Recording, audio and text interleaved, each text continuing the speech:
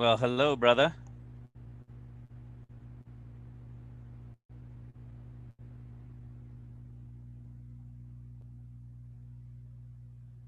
Can you hear me at all?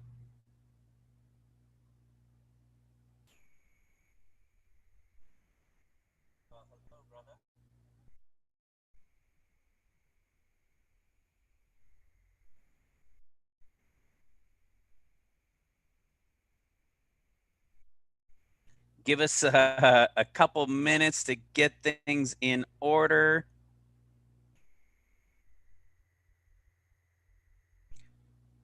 This is Ministry Revealed doing their first. They're doing the setup myself here, so it's not rocket science, but so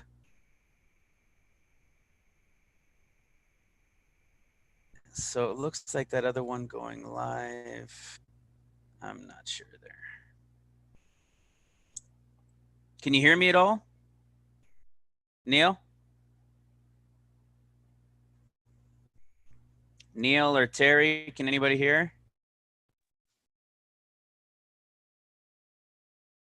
How about that? Can anybody hear me? Can anybody hear me? I can hear you. Okay, can you wait like that? I just want to see if you can hear me in my headset. You. Okay, say something for me, Neil. Hi, how are you? Perfect. Good. How you doing, brother? Yeah, cold up there? Yeah, we call it starting to warm up. It's probably about 35 degrees today. Right. That's Yeah, right. yeah, we're in the 60s. In the 60s. Oh, and where are you? Which state? Up in Long Island, New York City area. Oh, okay. Yeah. I saw over the other end, Colorado had their freeze too, didn't they? When watching the football game. NFL? No. Yeah, the NFL. Yeah, I mean, you're not Yeah. Colorado. I know you're over on the East Coast, but Yeah. did you guys get snow out there yet? No. No. Okay. No. Not yet, but it's coming. It always comes, yes. Did you? So this link was that the link that I put in there separately, right? This came off of Uh, the MR channel. okay, from the forum. Yes. All right. Went over on YouTube, but it didn't load up. Okay. Because you're on YouTube with the question and answer. Right. Yeah, that's right. Okay. Okay. Right. I'm just I'm gonna check something here. Like we said, this is new. Oh, okay, yeah, there you are. We got some people in there. I'll mute my volume. Should I go to YouTube? Sorry? Should I go to YouTube? Did you go to YouTube? No, but should I? Yeah, no, it's there on YouTube now. Okay. Is there other We people figured in? it out. Yeah, it's actually it's streaming now. And yeah, there's 32 people Oh, good. there now. Oh, that's working out well. Good. Anybody that's interested in joining the live show, if you want to be on, if you want to put your image on, or you don't want to put your image on, you know, fully up to you. But if you want to come in, you guys want to ask questions, chit chat. I was thinking, you know, some of you guys too. We know there's artists and there's musicians and you know all sorts of things. So if you guys want to share clips, you want to share things. Plus, we'll do questions and answers to the best of our ability. And yeah, we'll go with that. So if somebody can, if you guys see anything in the chat, oh, you know what? How do I, let me do this share screen. Multiple participants can share simultaneously. I think that's the one I need. Because right now I just see me. If I do this, let me see if the Zoom will change. I want to be able to I want to be able to set it up so that it's not just me on the live screen. Yeah. Can you see me? I can see you on my screen, but I Right. can't see you on YouTube. Okay. And I'm not certain what I need to do. Oh, there we go. All right. So I just see that you popped in on the YouTube screen. So that's good. So maybe I did just do the right share that I needed to do. I'm on share screen. Multiple participants can share simultaneously. I think that's what we needed. And maybe if Terry wanted to show, I don't know why Terry's is black, why Terry's isn't showing, but I'm trying. When you need them. when he speaks. Right. Okay, well, if people want to come in, we'll keep adding them in and kind of take it from there. I see you're in your faithful garage as well. Yeah, man cave. Your man cave, yeah. There you go. Yeah. Yeah, wife just went to bed, so that worked out. Oh yeah, that's right. That's right. We're a couple hours behind you. Yeah, I'm at 10 o'clock tonight. Yeah. That's right.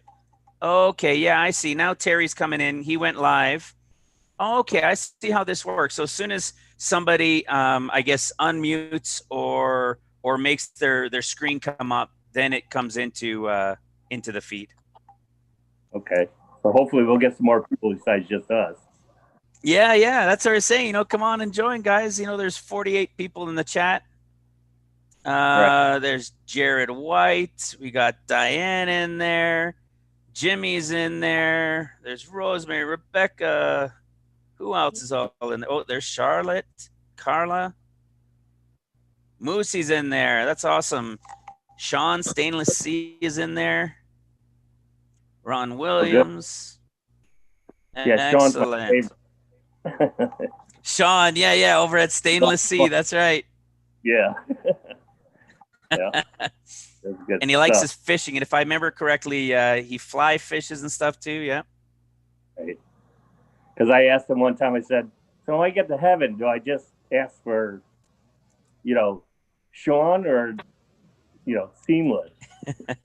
That's right. So. Perfect. We got Jimmy now jumping in. Our brother Jimmy. Oh, that's quite the headshot, Jimmy. That's the pretty boy, Jimmy. Right. Oh, so I'm not seeing them at all. You can't see them? No. I could see them. Oh, sorry, dry eyes. Can ask them if they can see everybody else. Yeah, Jimmy or Terry Sands, can you guys see anybody else in your feed? Just a second. I can see a couple. I'm having trouble getting this to work right. Oh, Yeah. okay. I just see the four of us, Neil, you, and Terry.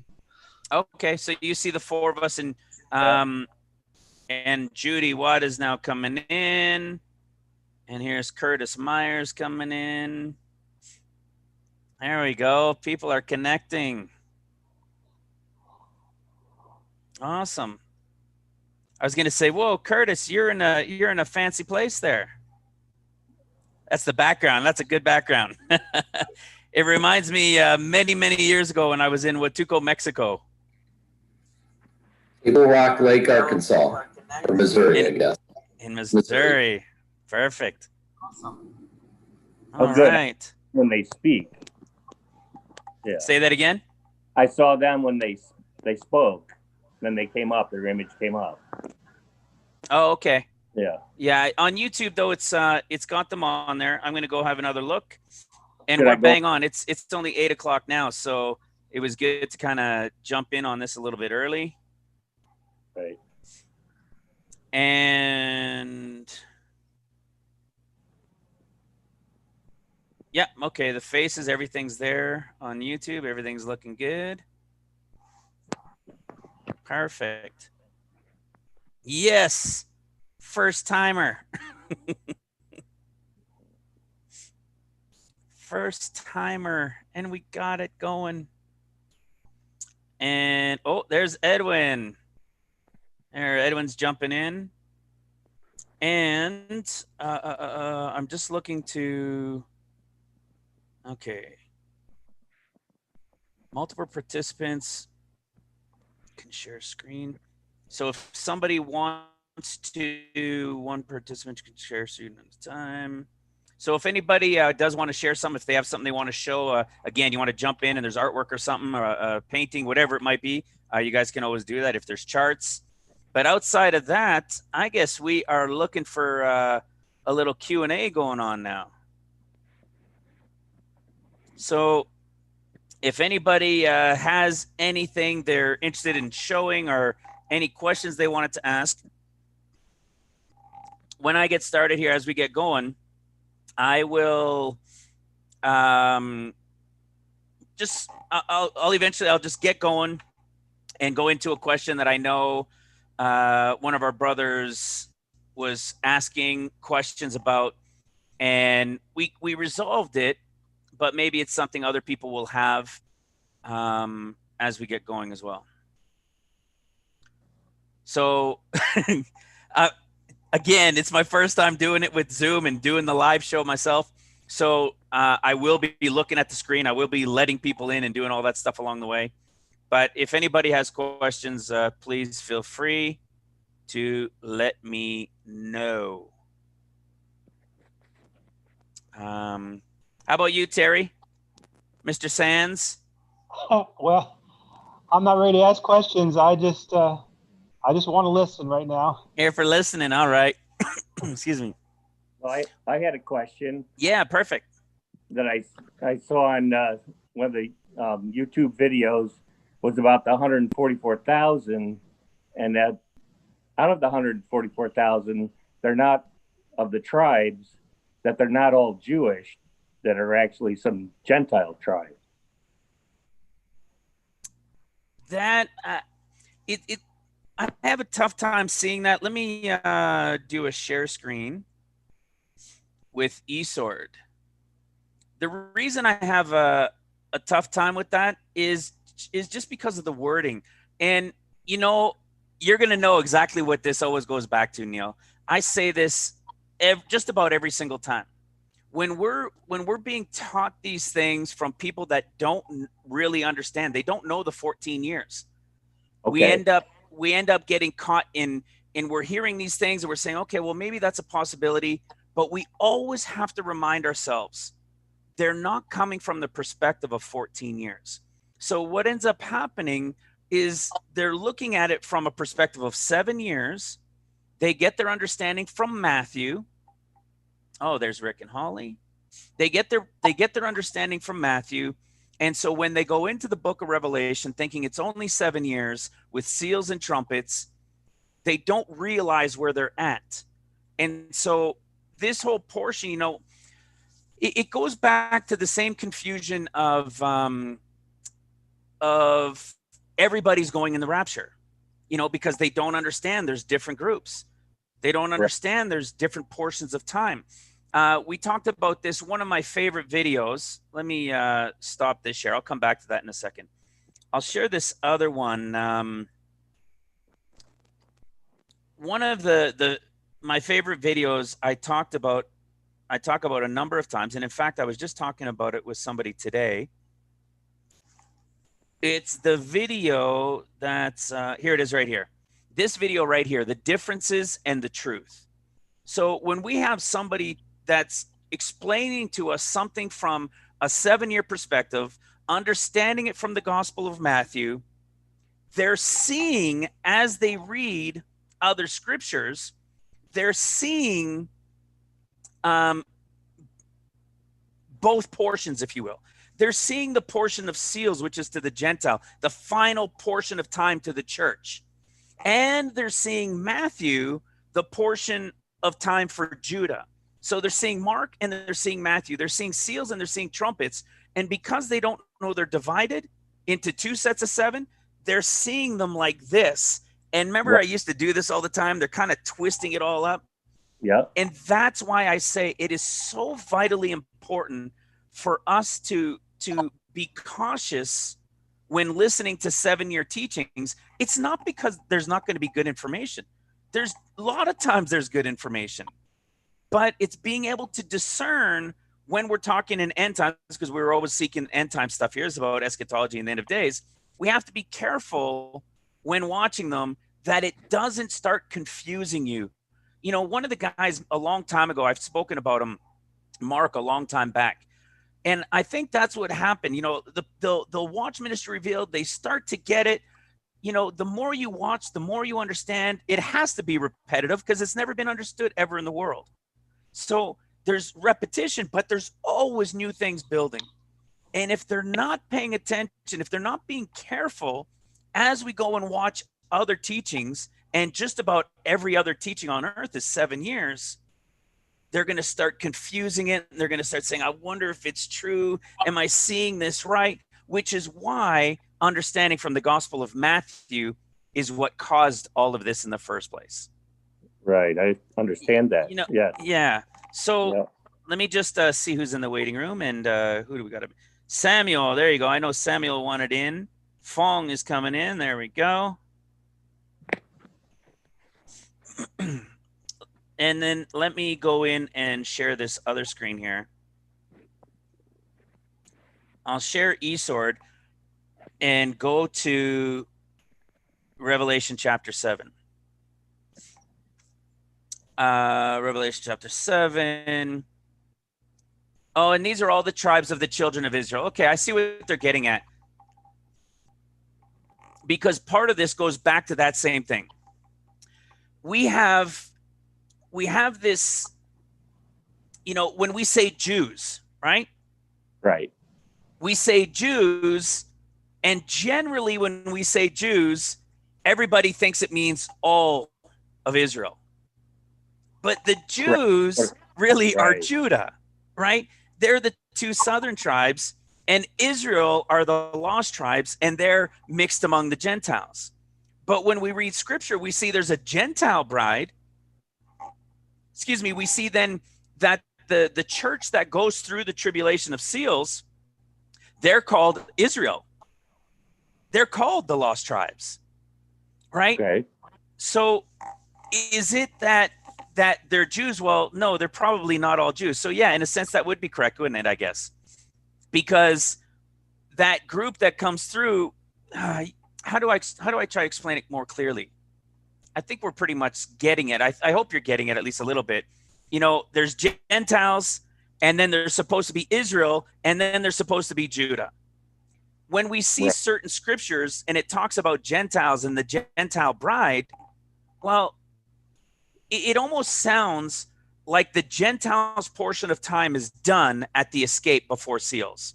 And then it becomes Israel's time during the time of seals that we call the time of the church. And then Judah's time. Sorry? Where it becomes Judah then at that time. Yeah, and Judah would be at trumpets. Right. Yeah. Okay. But what happens is when, again, this is all the convoluted stuff that comes from the church teachings and stuff as well. When we say the Jews, and it comes from Israel, because they call themselves all Jews in Israel, when really the majority of them are probably maybe more descendants of Israelites. You know, they're more probably part of the lost tribes than they are Jews. Because they didn't kick them out. Yeah, and some went, but the ones that are coming back, you know, they're taking the blood and they're testing the blood, they're doing the DNA, and they say, well, you're from the tribe of Ephraim, you're from the tribe. Well, wait a second, that's not Judah. So why are we calling them Jews? We should be calling them Israelites. But this, you know, this is, even the scriptures tell us about how convoluted this can get, because it says not to go, you know, don't trouble yourselves with genealogies, right? We have that in the scriptures as well. Don't trouble yourself with the genealogies, because it opens up a whole can of trying to figure out stuff that's less important. And in this case, I think that's what it gets to. The Gentiles, we know, are mixed in with Israel. There are probably even Gentiles that are mixed in with Judah. So how do we know where one ends, where one starts? Well, we know the Gentiles is relating to the bride that escapes, but we know there's Jews that are believers that are going to be a part of that, or Israelites as well that are going to be a part of it. And then we have the time of seals, the 6th and the 7th year for seals. Well, we know that's to the church, right? We know that's to the sleeping church, those that are going to come in. It's portion of the end of the church age before it turns back to Judah or Israel, however people want to say it. But that church portion is still Israel. The trumpets is for Judah. And we even get this when we go into, let me show it here. And I see that there's a question, some questions coming in. But let me, I'll show this real quick. And maybe it'll help clarify it just a little bit more. With this right here. Oh, do I have it? Yes, I do. In 2nd Esdras. Remember this in 2nd Esdras? I've talked about it a number of times. We have it right here. I think it's chapter 13, starting in verse 29. The Most High will deliver them who are on the earth. This is the escape. And he says there'll be bewilderment of mind shall come over those who dwell on the earth. And then they're going to plan to make war against each other, nation against nation, people. So you got the escape. People are going to be freaking out. And then there's the red horse rider time. And then it talks about the things that I told you before until the time that my son is revealed. You know, the mountain carved without hand, the place prepared and built. And when he comes, there's those that are going to come against him first that were with the Antichrist. We know Antichrist is going to be killed, but the others, their kingdoms are taken away, but they're allowed to still live on. But all those there that came against in the war there.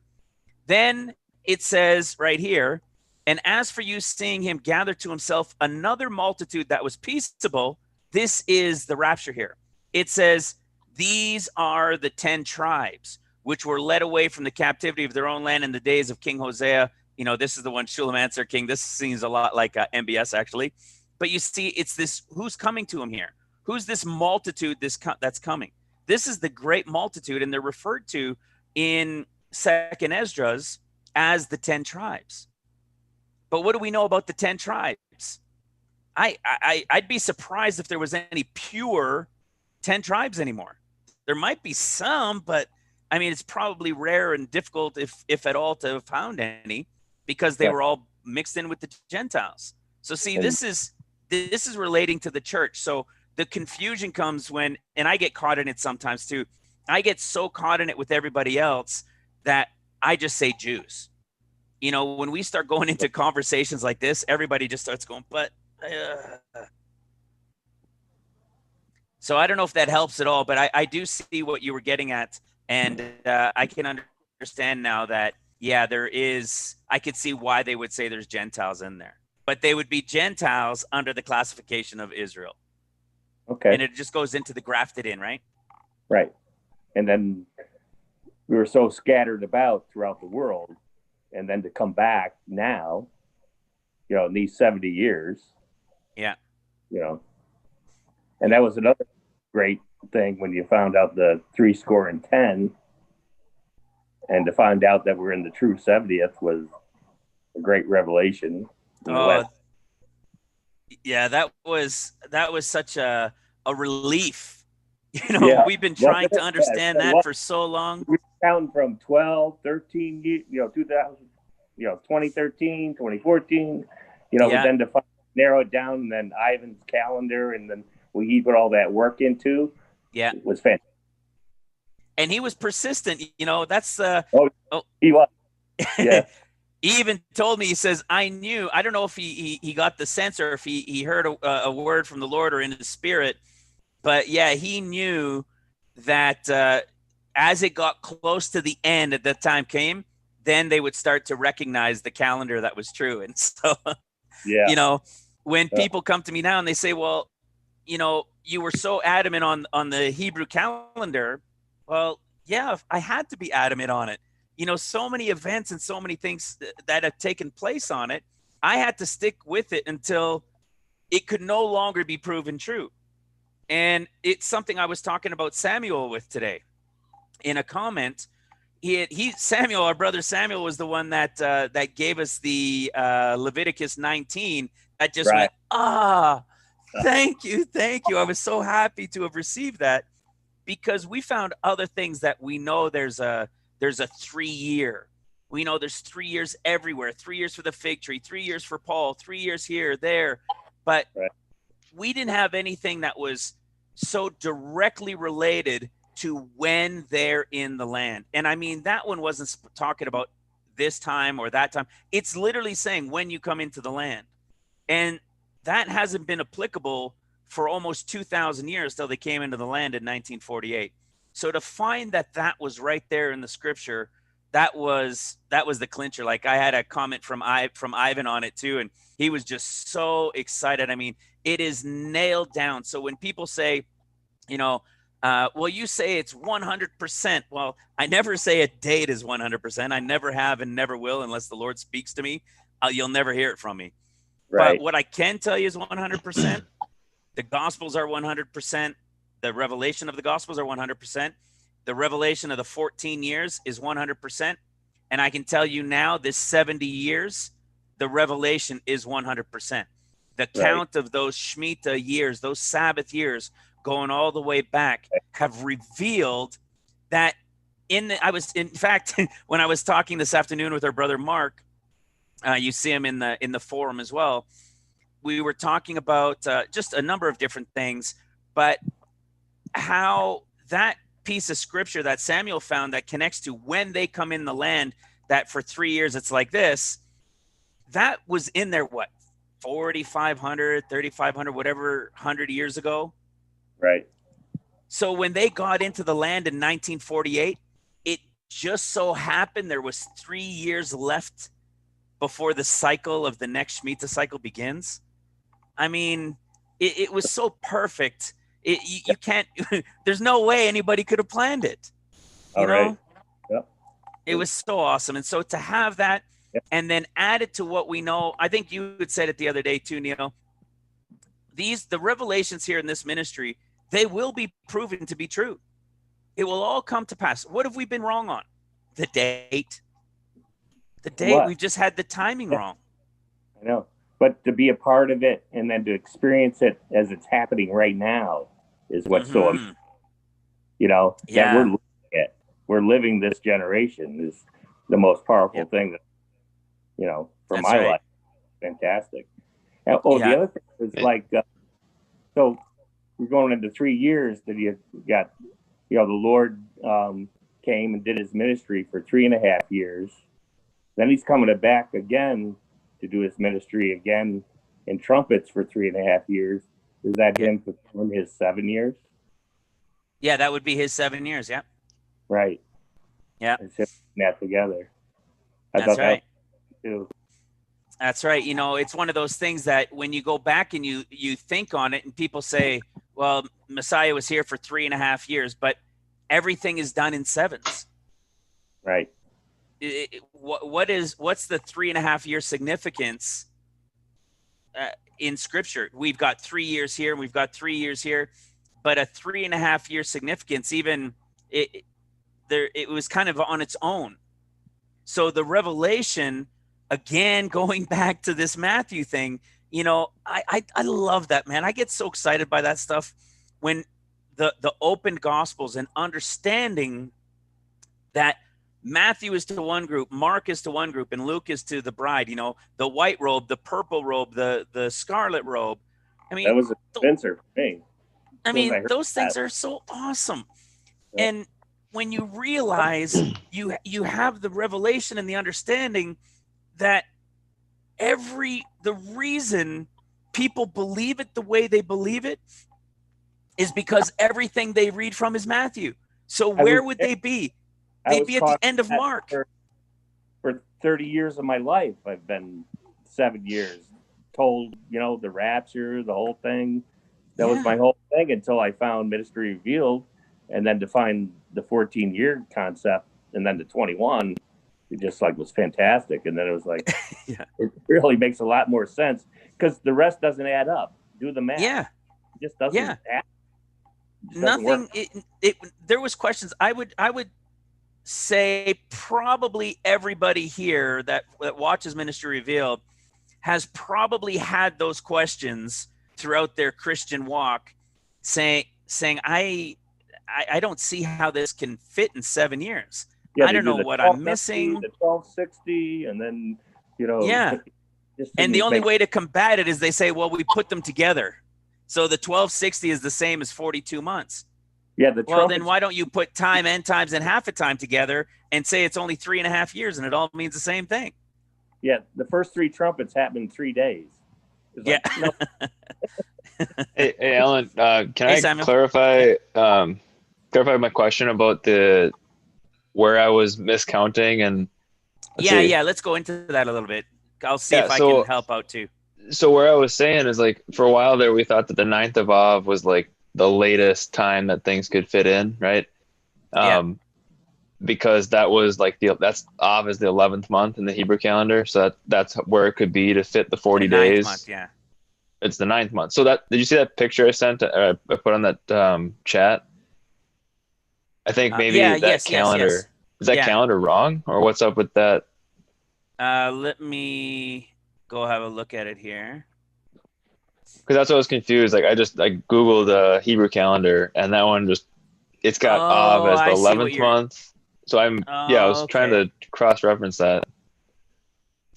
Let me see if I could find your stuff. Or I can screen share it now and show you. Yeah. Why don't you screen share it? Yeah, the I don't think I've got the month of Av is the 9th month. Okay, yeah, this one's just way off. I don't have an option to share. It must be the way it's set up. Oh, here it is. I got it. Oh, okay, perfect. Oh, yeah. excellent. So I'm looking at this here. Oh, I see. What they've done, they're just counting on the what do they call it? Their civil calendar. So on the civil count. This is it's Tishri is the first month, and that's why at trumpets they call it the beginning of the year.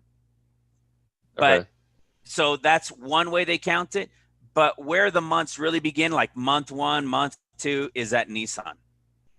So Tishri, the month we would be in now, right now, really we're in Shavan or Heshvan. And the reason we should be in Heshvan, but we know because the calendar is off by a month that we're really in Tishri right now. But this one, all they've done is they've just switched it around for the year. Remember, it's kind of like looking at like a clock, right? You got the face of a clock. You got 7. 1 is 7 and 6 is 3.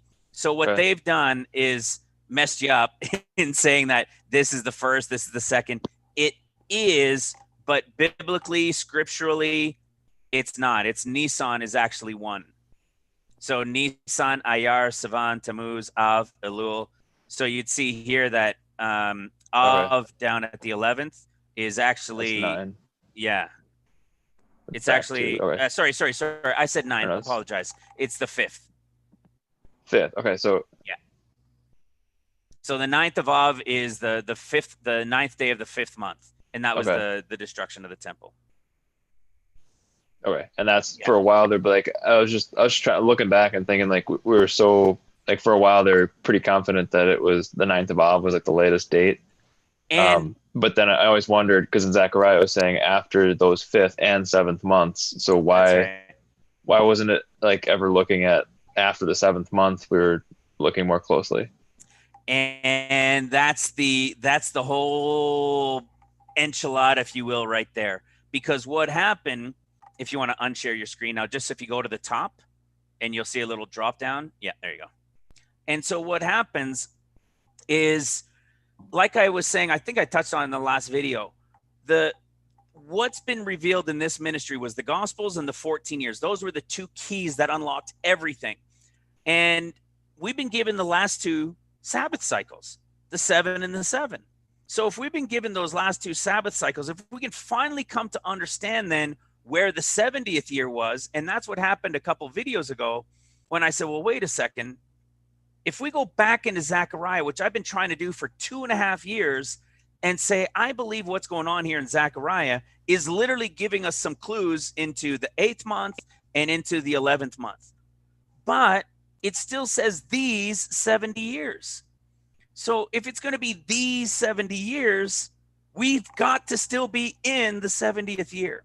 And so when the 14 years, when the Gospels and then the 14 years were revealed, the issue that came about, and we've been saying this for about a year and a half in this ministry, maybe longer. Lord, where are you counting from? Okay. Where are you counting from, Lord? And every time we thought we got it, we were closer. We thought we had it, we were closer. What gave us the answer?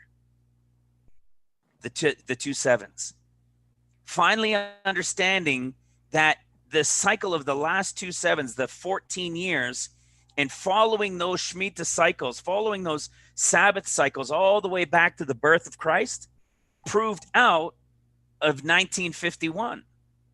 And so we started scratching our head, and I had contacted Ivan, and we had a Zoom meeting, and I said, can you run it through your Excel stuff? You're good at those things. And I said, can you confirm this for me? Let me know that I've calculated and I've understood this properly. I said, but it's looking like it's 1951. And then we started saying, well, what do we do about this 3 years? I mean, yeah, we've got biblical things about it, but it was when you gave that scripture from Leviticus 19. That wasn't me. That was somebody else. So. Oh, was it? Yeah, it was a different Samuel. Well, you got credit for it. Yeah, I didn't want to take that. Sorry, Samuel. It's the other Samuel. All right. So, that was the big thing. When we were finally able to understand that we're in the 70th year, we have it now. So when we were looking at this back in 2018, and we were looking at the 70th year, well, why wouldn't I have been looking at the 70th year? The whole world was saying it was the 70th year of Israel. So we were saying, well, the 5th month and the 7th month, those 70 years. So once those are over, they're not going to observe the 10th month. They're not going to make it to the 10th month fasting and mourning. So that's why we were so. What was that connection? The 5th and 7th month, and then where the 10th month come in? Exactly. So in Zechariah chapter 8, let me go to it here for you guys. So in Zechariah, we have, you guys all know this one, chapter 1, we see the 8th month now. Now we've got a grip on it. We're a better grip. Then we see the 11th month, and it still says these 70 years. We now know for a fact we are in the 70th year. Then we see the affliction would begin, and then there's the scattering that takes place. Then we went to chapter 7. Again, something we've been talking about here for almost 2.5 years. And just to give you guys a heads up or a little background on it, how Zechariah came to be, Zechariah and Hosea both having 14 chapters, it never dawned on me to go look at these chapters like that. And what had happened was I was watching a video from Tim Foster. I think it's Tim Foster 405 or something like that. And he was talking about Hosea's to the Gentiles and Zechariah to the Jews. And the way they read it, of course, was 7 years. They think so much of it is already passed. And when I saw it was 14 years and one was Jew and one was Gentile, I said, wait a second. 14 years, one's Jew, one's Gentile. I got to go take a closer look at this. And boom, everything opened. And that for Zechariah and Hosea was in April of 2018. So about 2.5 years. And as it started to develop, give or take a little over 2 years ago now, when I'd realized that this was a major clue for us. And at this time, when I was revealing these things with Zechariah and Hosea, there was, we had a Messianic Jewish sister and her daughter that I was on the phone with 2-3 times a week. We were having 2-3 hour conversations, and she couldn't believe, because she's in one of those roped off ultra Orthodox Jewish communities, I think outside of Baltimore. And her husband was trained from a baby, was taken to one of the remote places in the world where they raise up these kids as if they're one of the 144,000. It's pretty wild. There's a whole history behind that. But I had asked them, and I didn't know back then what the fasting mourning was of the 7th month. And it was them that told me it was the fasting and mourning of Gedalia. And so when I started seeing this, and I said, well, wait a second. Well, we've got a clue here. It says those 70 years as a past tense. And in 2018, we thought we were in the 70th year. The whole world told us we were in the 70th year. So when the 5th and the 7th month came, we said, oh man, it's coming. Brothers and sisters, we're here. Of course I was excited. Of course I thought so. Because Zechariah has been revealed to us. And so the 5th and the 7th month come and go. And then we say, okay, well, we should be getting ready. We should be getting ready. Because if we go to chapter 8, what do we know about chapter 8? It's the first year of trumpets. The Lord is on Mount Zion, the holy mountain of the Lord. He tells them, let your hands be strong, you that hear in these days when the foundation of the house of the Lord was laid. For before these days, meaning the last 7 here, there was no peace to them that came in or went out because of the affliction, for I had set everyone against his neighbor. So we read this, we're like, man, we've understood this. What haven't we understood? What are we missing? It was the 70th year. Now, in response to your 10, what do you mean the 10th month? It's when we come down here. When we go into Zechariah chapter 8, a little bit further down, and we come into verse 19. He says, thus saith the Lord of hosts, the fast of the 4th month, and the fast of the 5th month, and the 5th, and the fast of the 7th, and the fast of the 10th shall be unto the house of Judah joy and gladness and cheerful feasts. Therefore, love the truth and peace. So what is this telling us? This is first telling us that when he returns on Mount Zion and they're back in the land and they're going to be rebuilding the city and the streets, they're no longer going to have these fasting and mournings. They're going to be joyful celebration times. This is what it's telling us. But look at this last one. There's one in the 10th month. Why didn't it mention the one in the 10th month over in chapter 7? Why did it only accuse them for the 5th and the 7th? And the reason is because they're not going to get to the 10th one in the 70th year. You see, back in Zechariah chapter 1, we see the attack comes. It even says, even this is, which would be the second attack here. Look, it says these 70 years. So at saying, where am I here? At saying these 70 years, and we know that there was a first attack that comes, and it's before the 10th month. This is why I say they won't observe the fast of the 10th month. You see? And if we go to the calendar, even if we go just to the regular, if we look at it from just the regular Hebrew calendar, you can see it right here. So December 25th, 2020, this is it right here. This is the 10th day of the 10th month, and it's their fast that they have. So the 10th month of Tevet, the 10th day of the Hebrew month of Tevet, is a minor fast in Judaism. The fast commemorates the siege of Jerusalem by Nebuchadnezzar II of Babylon. So you see, they could get attacked at that day, but I would say it's at least before, no later than the day before or whatever that they would celebrate it, to some time before it. And when we go into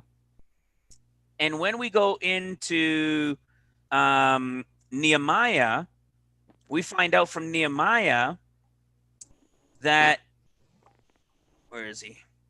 We find out from Nehemiah that the attack, he's looking back in the 9th month, right? Kislev is that 9th month.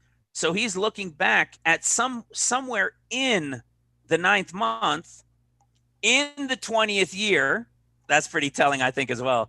I don't think these are coincidences that it says in the 20th year for us. So it's the 9th month in the 20th year. He's looking back from the bright, beautiful, shiny, joyful palace, which would be heaven, as is the type and shadow there for us. And he's talking about those that have fled and the escape and the attack and the great affliction that they're in. So when are they going to be attacked? it would appear sometime no later than in the 9th month.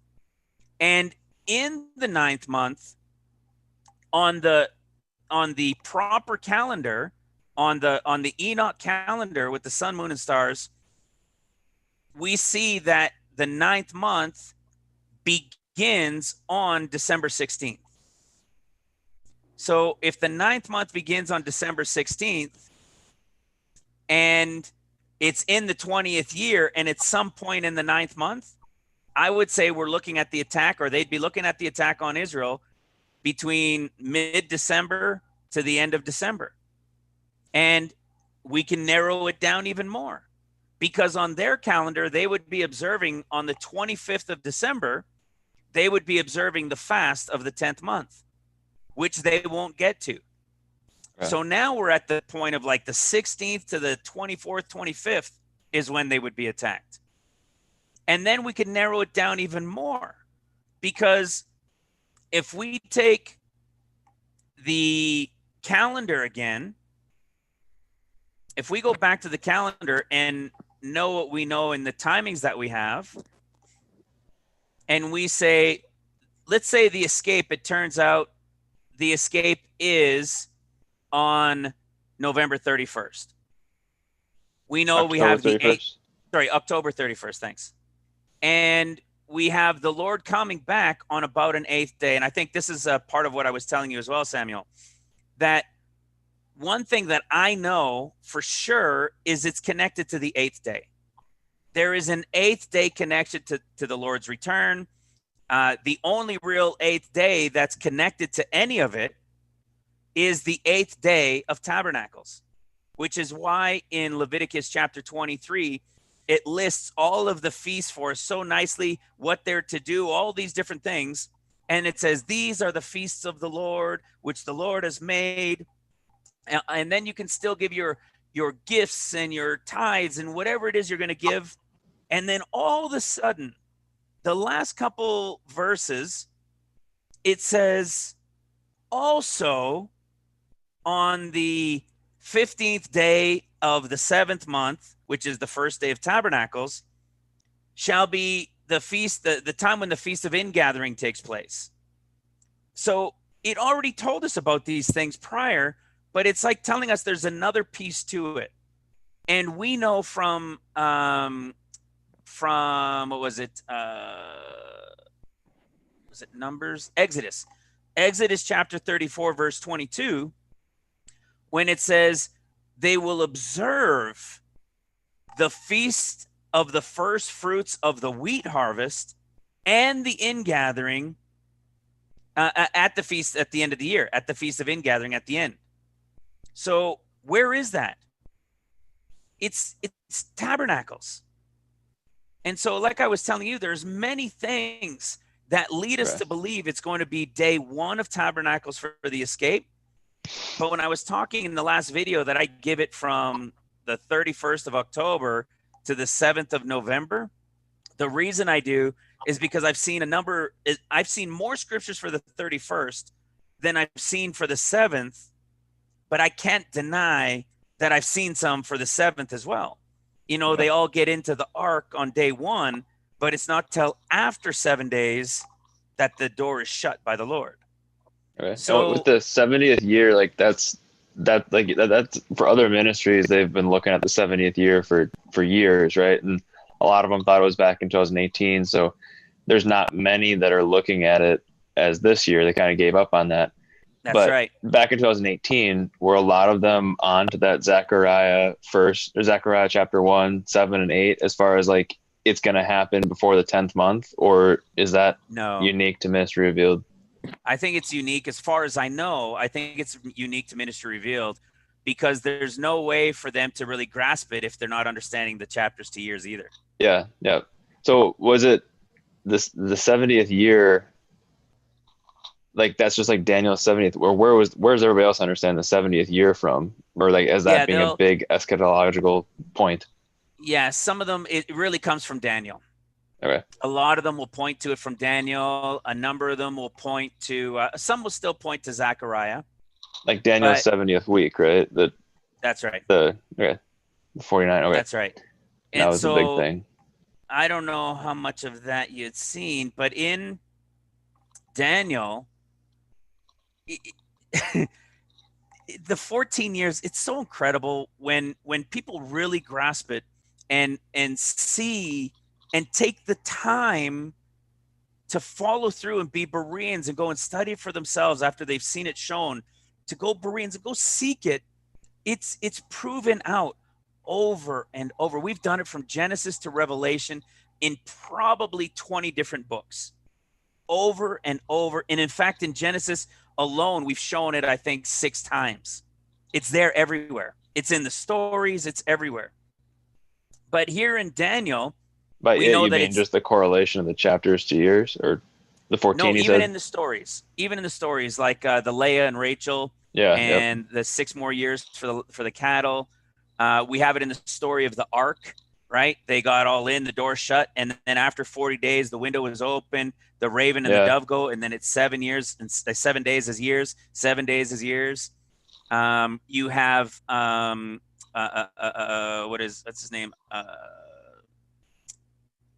Abraham, right? Abraham was 86 years old, and he gets Ishmael, right? Who's the type and shadow of Antichrist. He gets the Arab, right?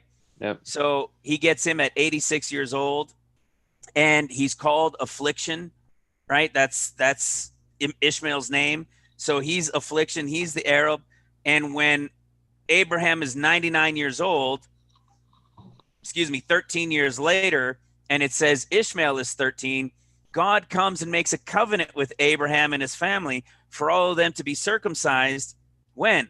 After 13 years. And at the beginning of 14 years, when he turns 100, Isaac's born. Jesus comes. See, the story is there over and over and over. Yeah. Okay. Another great one. This is one I was wanting to talk about because I just really enjoyed it. And it was the whole wedding. The whole revelation of the wedding. You know, it never dawned on me that Mary and these guys, you know, that they were so young. She was like 13, 14 years old. Yeah, they were teenagers. It didn't dawn on me till just this past year. And when you go into that whole story, and you know, there's a pastor. I just love that video so much because he's so fired up by it because he's got some understanding of the story. But if he just only understood the 14 years and the 13 to the 14th, he would realize that he's talking about the end of trumpets. You know, it's the story of there's the covenant made when she's born, and the boys, you know, 2 best friends, the dads, and they make an agreement when they have the kids. When the kids are finally born, they make an agreement, say they're going to marry each other. But she can't get married till she's 13. And then bang, at 13, she could be married. They have that quick ceremony. And then there's a 1-year break where he goes and prepares.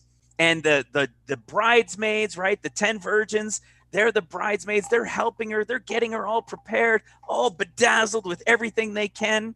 And then at the final year, when it's time that the Father only knows, and he's going to sound that trumpet, nobody knows when it's going to be. It's a 2-day only period that the Father's finally going to sound that trumpet. And when he sounds the trumpet, the son gets so excited and he goes for his bride. And then they have the whole hoopah ceremony of the whole 9 yards now. And then the 14 years, that happens at the 14th year. And when the 14th year is done now and that celebration has happened, they go for their 7-day break, their 7-day holiday, whatever you want to say, the feast, the 7-day feast. You see, it's everywhere. The whole thing is 100% true. It's 13 to 14 years, and it's in absolutely everything. It's so awesome. And Daniel's no different. Can you reiterate where the 21 part came in? Because the 7 comes the 7 easy years before the 13, 14 starts, right? Where else does that? That story's from Jacob. The 21, is it just Jacob, or is there other times where that pops up? No, Jacob's is the 7 easy years, and then that's right. That's the main story. You find it in Jacob. Where you find the full 21 years. That's right. You find the full 21, and then you find you even find the final year, right?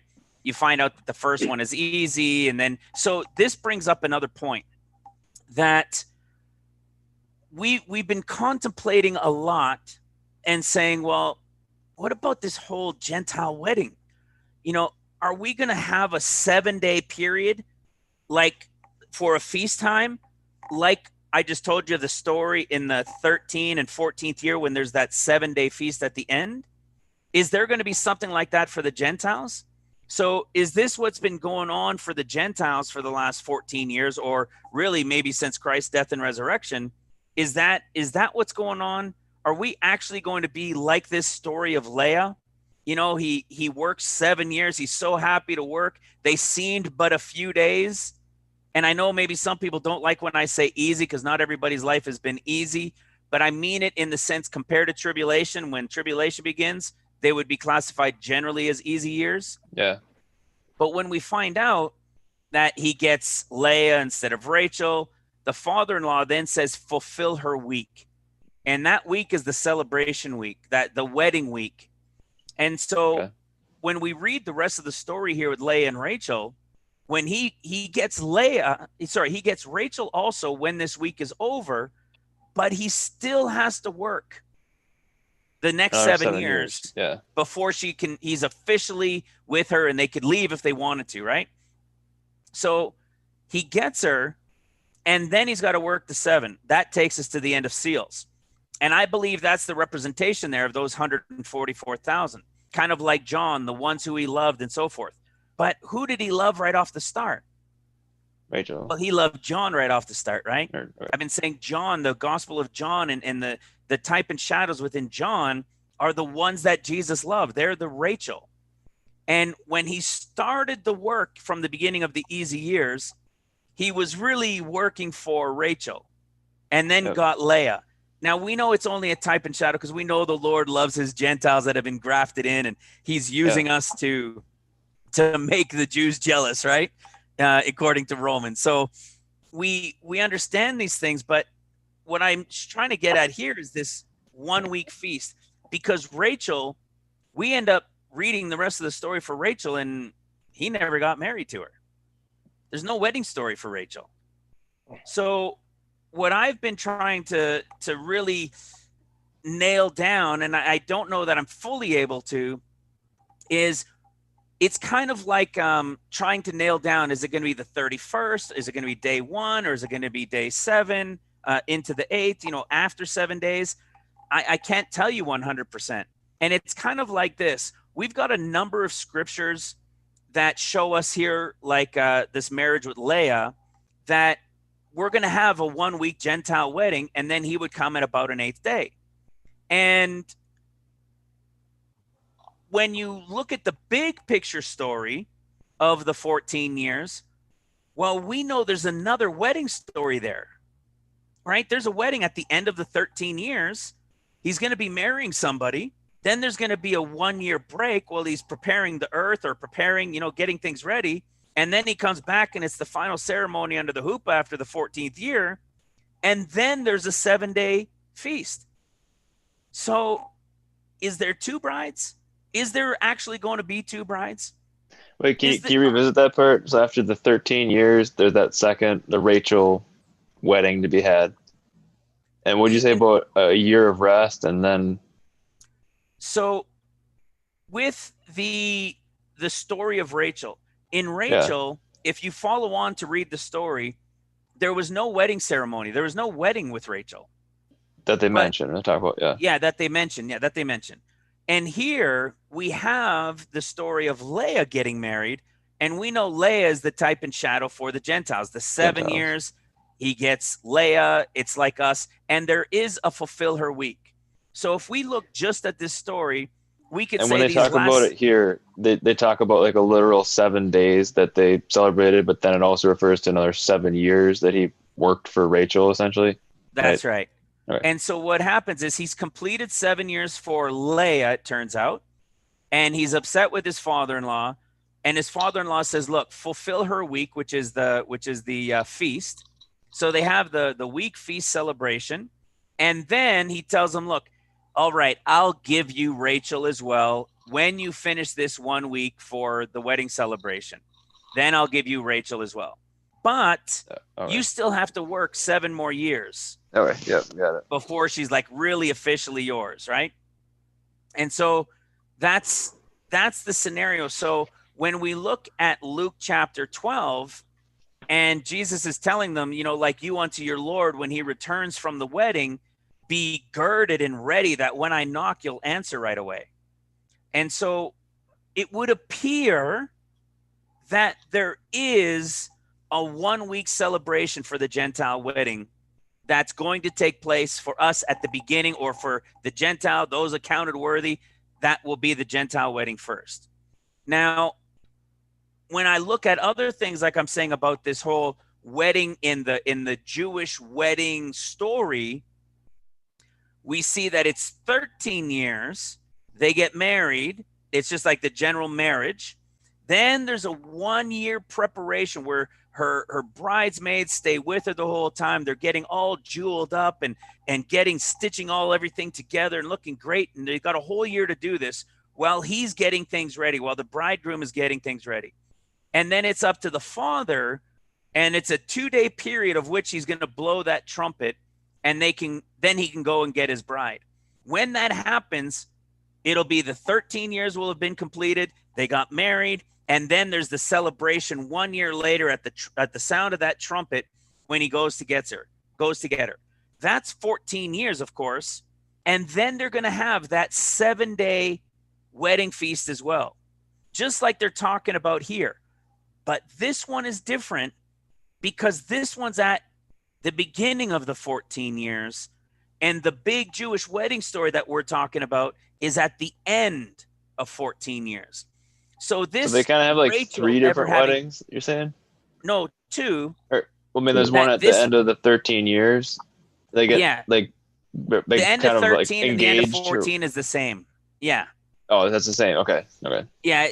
The end of 13, I don't know how to explain it exactly, but they get married. The contract is confirmed. They get married, but the big celebration with the hoopah and everything else, when it's the big fancy wedding and all dolled up and everything, that happens 1 year later after he's gone and prepare a place for her. All right. So End of after that- 14 years. Okay. Yeah. And so And at then the the- 14th, then, Right. and that's why Messiah comes at 13. And what is he doing? He's preparing Setting the up. earth. For the millennial See? reign. Right. That's right. He's preparing it for the millennial reign, and he's preparing it for his bride. So this is where, yes, we can see many things like this here in Leah in the first wedding, like the Gentile portion wedding, like Luke chapter 12 saying, when I return from the wedding. But we also know there's another one that comes at the end. And it's probable that that one is the Rachel wedding. But we don't have anything that literally tells us anywhere that that's the Rachel wedding. But if the Gentile really was married at the end of the first one, and we're going to have that 1 week wedding in heaven when the bride gets there, well, then it would make sense that the one at the end is going to be for Rachel. But this is where Wait, so like get you're saying, like, what was you're not considering the Rachel wedding to be the one that's at the end of 13 years? That I 14 am year- considering, yeah. Okay, but then you said after the end of 14 years, there's another year and a second wedding No. there? I was thinking 3 at first, but you said the first 2 count as 1. No. So this one here, so this is the 7 easy years are done. So in the 21 year picture, the 7 easy years, which we're in right now, we're coming right to the end of it. Oh, that part. This okay. is that 1 week wedding. So if the Gentile bride is taken in the escape and there's a 1 week wedding, it would appear. According to Luke 12, when he says, when your Lord returns from the wedding, be ready. And those guys are the first watch. And we've got this here that says her wedding. So this is after the 7 easy years. Now, when the 7 easy years are done and this week is fulfilled and the Lord now comes at about an 8th day, let's say that it is the November 7th. So the Lord comes November 7th. He's going to begin the 40 days. He's going to give them warning, all of these things. And we know now that at the spring of 2021, the 14 years begins. Now, we know that when seals are completely over and trumpets are done at the end of the 6th trumpet, we know that the Lord is returning feet down on the Mount of Olives after the 6th trumpet. 13 years will have passed. When that happens, we know that there's that type and shadow now of the big picture story wedding, the Jewish wedding, not a Gentile wedding, but a Jewish wedding. And we know in a Jewish wedding, there's an agreement from birth with certain families, right, amongst them. Yep. And it's a 13-year deal until she's of age. When she's 13, man, he wants to marry her right away. So he ends up marrying her. The contract is fulfilled, but that marriage that's done in contract at 13 years, the wedding for that contract that was done at 13 years, the big hoopla wedding of the hoopah and everything else doesn't happen until the 14th year. So when I'm talking about that 13, 14, it's the same couple. Okay, Yeah. got it. So it would make two. There's one at the beginning of 14 years, if you will, with the Gentile one, it would appear. And then there's one at the end of the 13 to 14 years. And that one would appear to be Rachel. But the reason I'm hesitant with it is when we see the description. And this is why I get hesitant. It says in Revelation 21, and I, John, saw the holy city, New Jerusalem, coming down from God out of heaven, prepared as a bride, adorned for her husband. Read a little bit more. I want to go down to a specific part. Here we go. And we see here the vows of the last plagues. Come hither, I will show thee the bride, the Lamb's wife. So she's called the bride, but she's already his wife. Why is that? It's the story I was telling you. After 13 years, she's already his bride, and then she's already his wife, but now the final ceremony will happen in the 14th year. But what we end up seeing here is how she's adorned. Was it chapter 20 maybe? You're going to see, oh, I think I missed over it in 21. When you see how she's adorned, it's done, shall inherit the vows. Is it the light? Oh, shoot. I know it's here somewhere. Let me check 22. I don't know. I shall serve for his. No, I can't find it right now. But what it talks about is in how she's dressed. She's dressed in the white, in the gay. In fact, let me find it this way. Luke 23. See, when we know these robe colors. So see, Luke, which we know is what we call the Gentile bride, it's this gorgeous, radiant, right? Well, if I go search, one second here.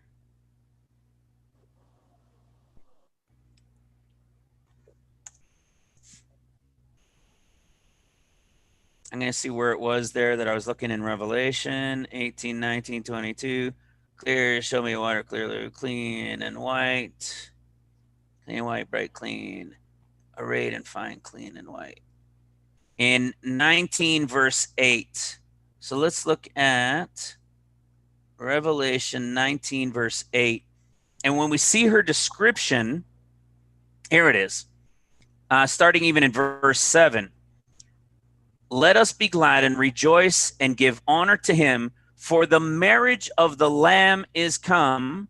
So see, his marriage is come, and his wife has made herself ready.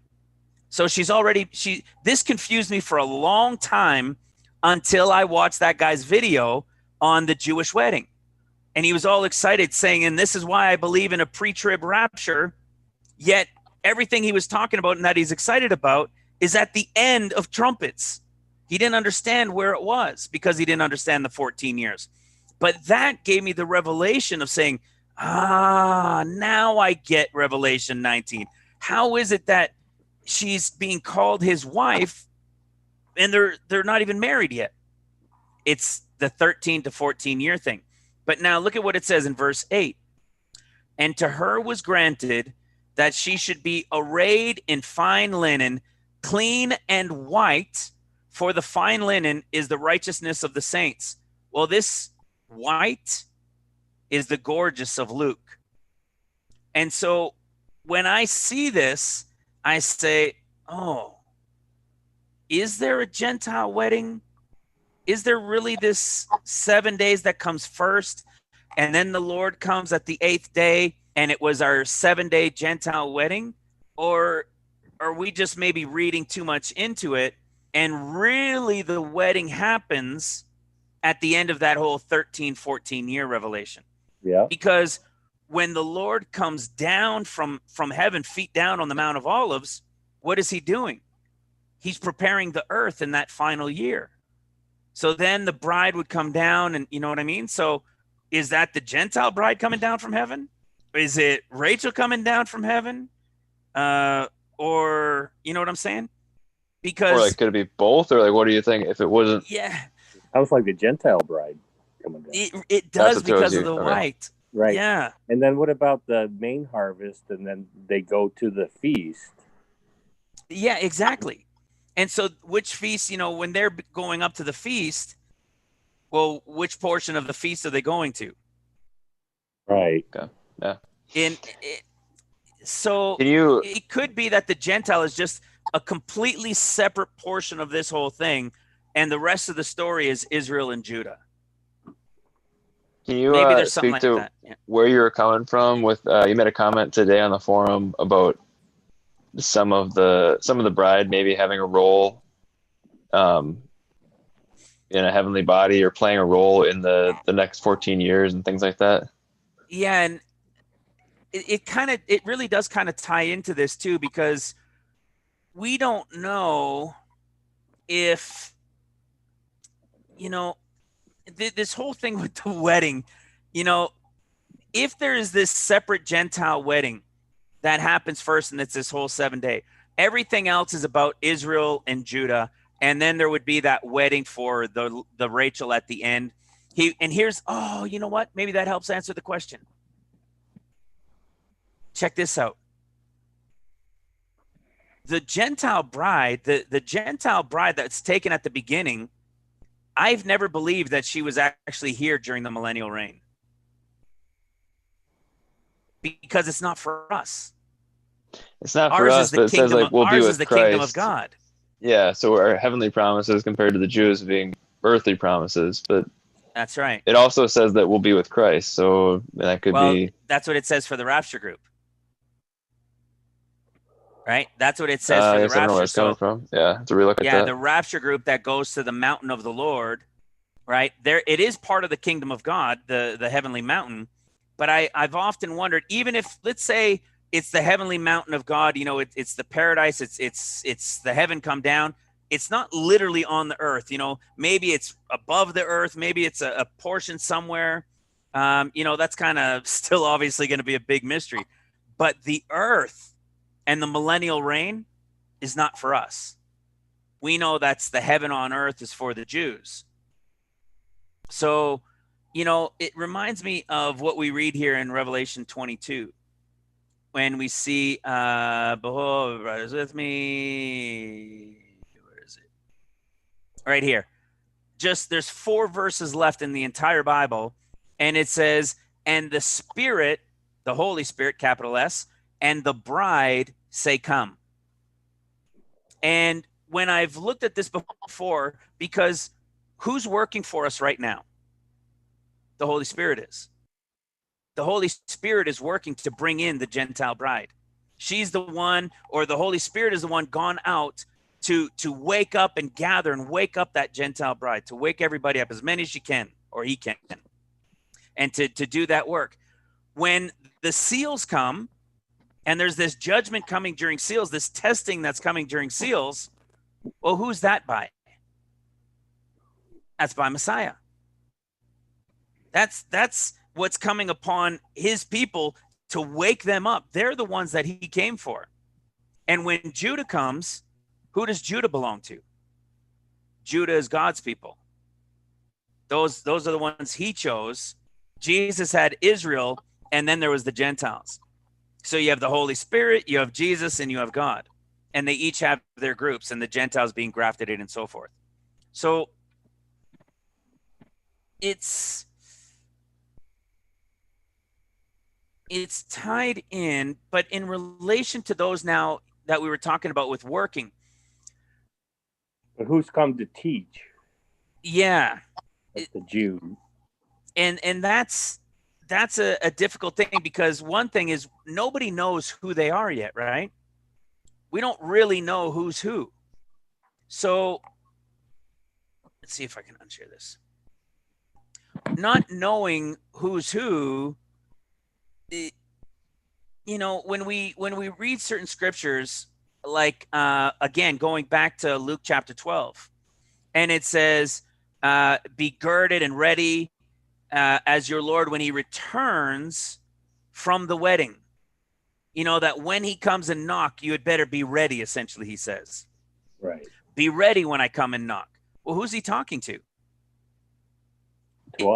There's this group still on the earth that would appear they should be prepared when he returns from this Gentile wedding after the escape. So that's why I say, knowing what we know and these revelations that we've received over these last 3 years, are some of us being prepared? Are we leaving it for others? Like, for example, my sister, she's a great Jesus believer and everything, and goes to her church and sings in the band and everything else, but she's not watching. And when I talk to her, she doesn't understand what I'm saying. Yeah. So, what we're really doing is watching and seeking and looking for him to come. Mm-hmm. She believes that he's coming, but he's preparing them for when he comes, they'll be ready because they've been looking for him. That's right. That thinking of always being ready, right? My sister says that too. We should always be ready.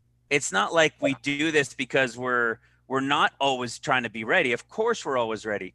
It's that we're going beyond to seek more of them. We're so thirsty and so hungry for them that we're just seeking them in his word every way that we can understand. 2 Timothy 4:8. That in 2 Timothy 4:8, Paul says, I have a crown of righteousness. He's talking to Timothy. And he says, but not just me. And depending on what version, in NIV, it says, all who long for his appearing. Mm-hmm. And that's so right. That's us, I think. Those who are longing for his appearing. That's right. That's right. And that's what we're doing. We're occupying this time just seeking him. But I still think there's still a little bit more going on. There's something else. I'm not saying we're anything special in this ministry. That's not what I'm saying. We're all special. We're all seeking him. And there's other ministries out there doing different ways and seeking and searching different things. There's those that are bringing a whole bunch of people into baptism. That's number one in my book, bringing people to Christ in the baptism. This is something specific that's been given to us. And right. I don't understand the full purpose for it. I know that it's 100% true. Right. You guys have followed it through with scriptures just as much as I have, or for the most part. Sorry? Are you familiar with Psalm 45? No, not off the top of my head, no. It's the wedding. It sounds like the wedding of Christ in Psalm 45. And have a look at that sometime. And because it talks about the bride and his bride, and it sounds like she's a Gentile bride because it tells her to forget the family of her father. And then it talks about her virgin companions that follow her. And that makes me think of the parable of the 10 virgins, and they're going to a wedding feast, but they're not the bride. How does that all fit together? And even though I'm not able to fully answer Samuel's question, I think it almost kind of ties into it. We've tried to wonder for a long time. We know that there's this connection during seals, the workers during seals, the foundation layers, the spiritual foundation layers, we know are the 12 apostles and the disciples, the ones he's speaking to in Luke 12 that we were talking about, that when he returns from this wedding and he knocks, you had better open, be ready. Do those people, did they expect to maybe be escaped and they're still left? And they're saying, what happened? You know, why didn't I go in the escape? Or were they a group, like I told Sam, we were talking with Samuel, and I think in the comments, was, or is it a group that maybe was just loving the Lord and seeking the Lord, but didn't understand how close they were to the end times or anything? And that's a group that's got to be ready, like that should always be ready, that when he comes, I don't know. So this portion with, you know, if that is, I have to read into it, into Psalms 45. But if that is the Jewish wedding and those virgins that would follow, it, off the top of my head, it doesn't sound like it's the Jewish wedding, because the 10 virgins in the story of Matthew, I've shown it. It's crystal clear. It has nothing to do with us. It has nothing to do with our time. It's the 10 virgins at the end of trumpets, at the end of the 6th trumpet. Well, there must be a wedding there then if they're going to. Yeah, that's what we were talking about. Yeah. Yeah. That's what we were talking about earlier, that 13 years and then that 1 year of preparation. And, you know, that's the 13 and 14 years and that whole wedding video we did. I love that one. I was so excited by that one too. But that's where the 10 virgins are. And it goes back to, again, Matthew. It's in Matthew only. And Matthew chapter 24 is what everybody talks about. But Matthew 24 also goes into Matthew 25. The discourse doesn't end in Matthew 24. It goes into Matthew 25. And so that's where you see the 10 virgins and the rest of the story. It's literally talking about when he returns, feet down at the Mount of Olives at the end of 13 years. And then it's that 1 year cleansing. And then, you know, those bridesmaids had better be ready for when the blast comes and not running out to get their oil. And that's what it's talking about. So when we see all these bridal things referred to in the Old Testament, I mean, it's pretty easy to see that Ruth is a Gentile bride. That would be us, right? That's right. But what about Esther? And what about? She would be the Jewish one. So that's two different weddings possibly then. That's right. And what about the Song of Songs? Is that what is that referring to? That one is appearing, the Song of Solomon, or the Song of Songs, it would appear to be potentially the one for the Gentiles, but I've looked at it a number of times and I'm still not convinced either way fully yet. But I mean, when you consider it's Solomon and the temple was built and, you know, it was the second one, I tend to lean it more to the second one, like the Rachel portion or connected with, what's the other one? Ruth and Esther. So I tend to lean towards there, but I've seen a number of it that really seems to make me think Rachel one, the Gentile one. But again, like I said, I'd have to really, really focus in to be confident enough to say which one. But yeah, definitely Ruth. And there's only the two women. There's only the two gospels of the two women. One is the Gentile and one is the Jew, right? So yeah, you've got the story of both of them there again. Where are we at with the birthday of Christ these days? Like that was another part I asked, because like back around the 4th of July and with the solar system, and like we thought we had it pinpointed down, but I think you mentioned that something about tabernacles and birthday. Like I didn't follow the transition of Revelation there very well. Yeah, and when I was talking with Ivan about this as well, it was is it possible, when we look at the events that happened in the sun, moon, and stars, and we see that it was like 280 days exactly. Yeah, that stuff. Back on the 4th of July, you were talking about that. Yeah. And when we look at that, there's some things that I can't deny. I mean, when we look at that, but when we read the description, is it possible that maybe it wasn't something that's set in the sky? Is it possible that maybe something else was going through the sky? That's not me just putting that up. There's a lot of people that have contemplated this back and forth for decades, whether it was an object that came through, whether it was a star that stopped. And so if we're looking at it in our constellations and trying to pinpoint, we may not be able to get it. But there's one thing, you know, as these times pass and we're trying to understand, because we know Luke speaks in order. Luke 1, 2, 3, 4 is in order. And Mark chapter 1 is Luke chapter 5. It's the exact scenario going on. That when we see that in Luke chapter 2, that his 40 days type and shadow to this period when he's coming as the Son of Man for 40 days, it does strike me that it's going to be connected to his birth. Now, we thought it was going to be at Feast of Weeks. At Feast of Weeks earlier this year. And That was we the looked at July other one? Yeah, the one closer in, I think, July 5th to the 7th or something like that. 5th, 6th, The yeah. 5th, yeah. And then we thought, well, you know, we're looking at this because we're scratching our heads. What has caused all of this head scratching? What's caused all this Back and hair to forth. leave? You know, what's caused it is trying to understand where the Lord's 70, where was this counting from? So every time we were going through these things, we're trying to discern and try to understand, where's the count? Where's this being set up from? Where's the launching pad from this? And that would cause us to try to see, is it here? And then we would go to trumpets, you know, the announcing of the king. He was born on September 3rd. Well, I still kind of lean towards that too. September 11th. And if he was born at trumpets at September 11th, and we say, okay, well, the calendars are off by a month this year. Okay, well, then that would have been September or October 18th. Well, how come it didn't start yet? Well, I think the other guys were talking about this, and Mark was telling me about it today, and he confirmed it with a Jewish friend of his.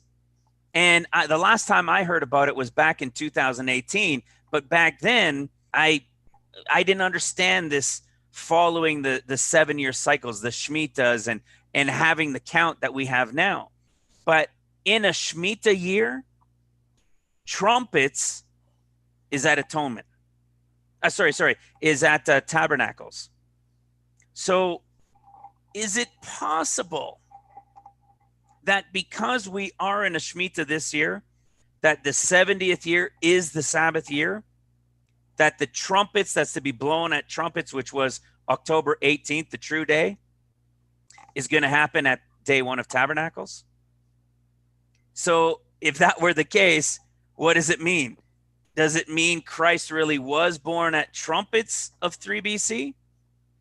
Or was he born at tabernacles? Because here's the thing we have with tabernacles. We know Christ was circumcised also on the 8th day.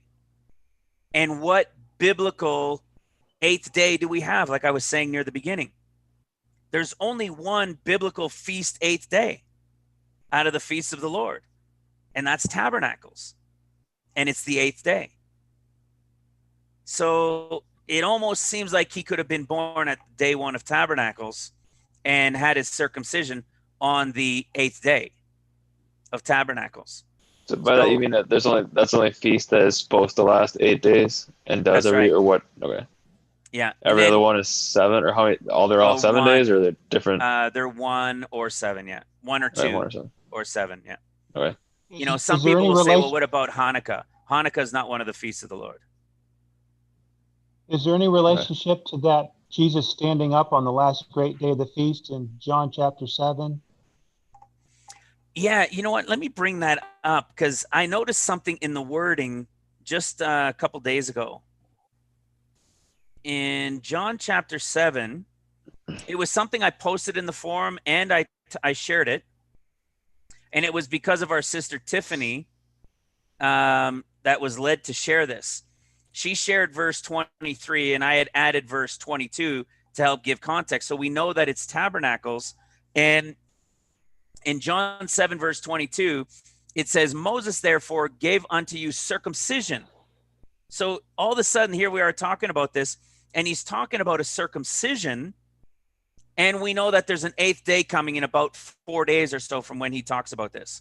So Moses, therefore, gave unto you circumcision, not because it is of Moses, but of the fathers.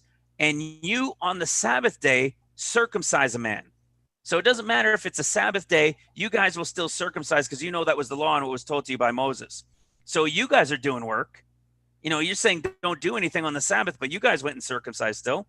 And then Jesus says this, verse 23, if a man on the Sabbath day receives circumcision that the law of Moses should not be broken, are you angry at me? He's saying, why are you angry then at me?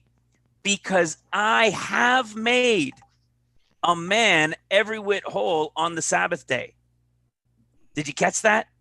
I never caught this the other day. This right here, maybe it's too dark for you guys to see. He says, I have made, past tense, I have made a man whole on the Sabbath. What are you guys mad at me because I made somebody whole on the Sabbath? So here we are at Tabernacles.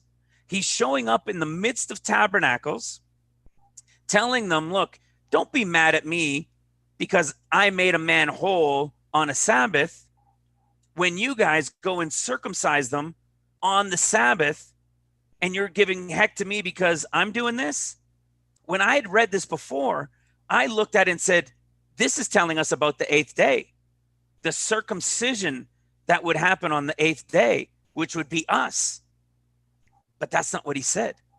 He's saying he already did.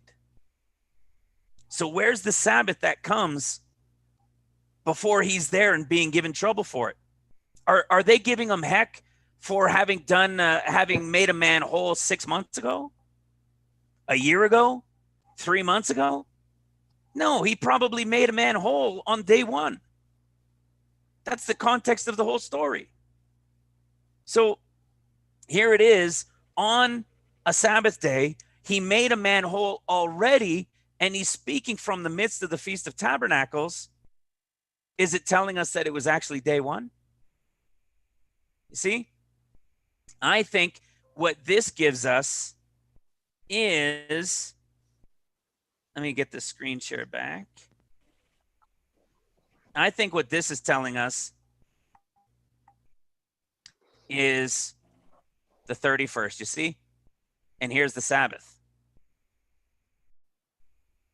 So that 30th into the 31st is their Sabbath, and Jesus is showing up in the midst of the week around the 3rd or 4th, and he's saying, why are you giving heck to me because I made a man whole on the Sabbath when you guys yourselves on the Sabbath are circumcising them? So I think that's the connection that gives us more to say, wait a second, I think this is going to be on day one. And if I go back to eSword real quick, I'll show you that other piece in Leviticus.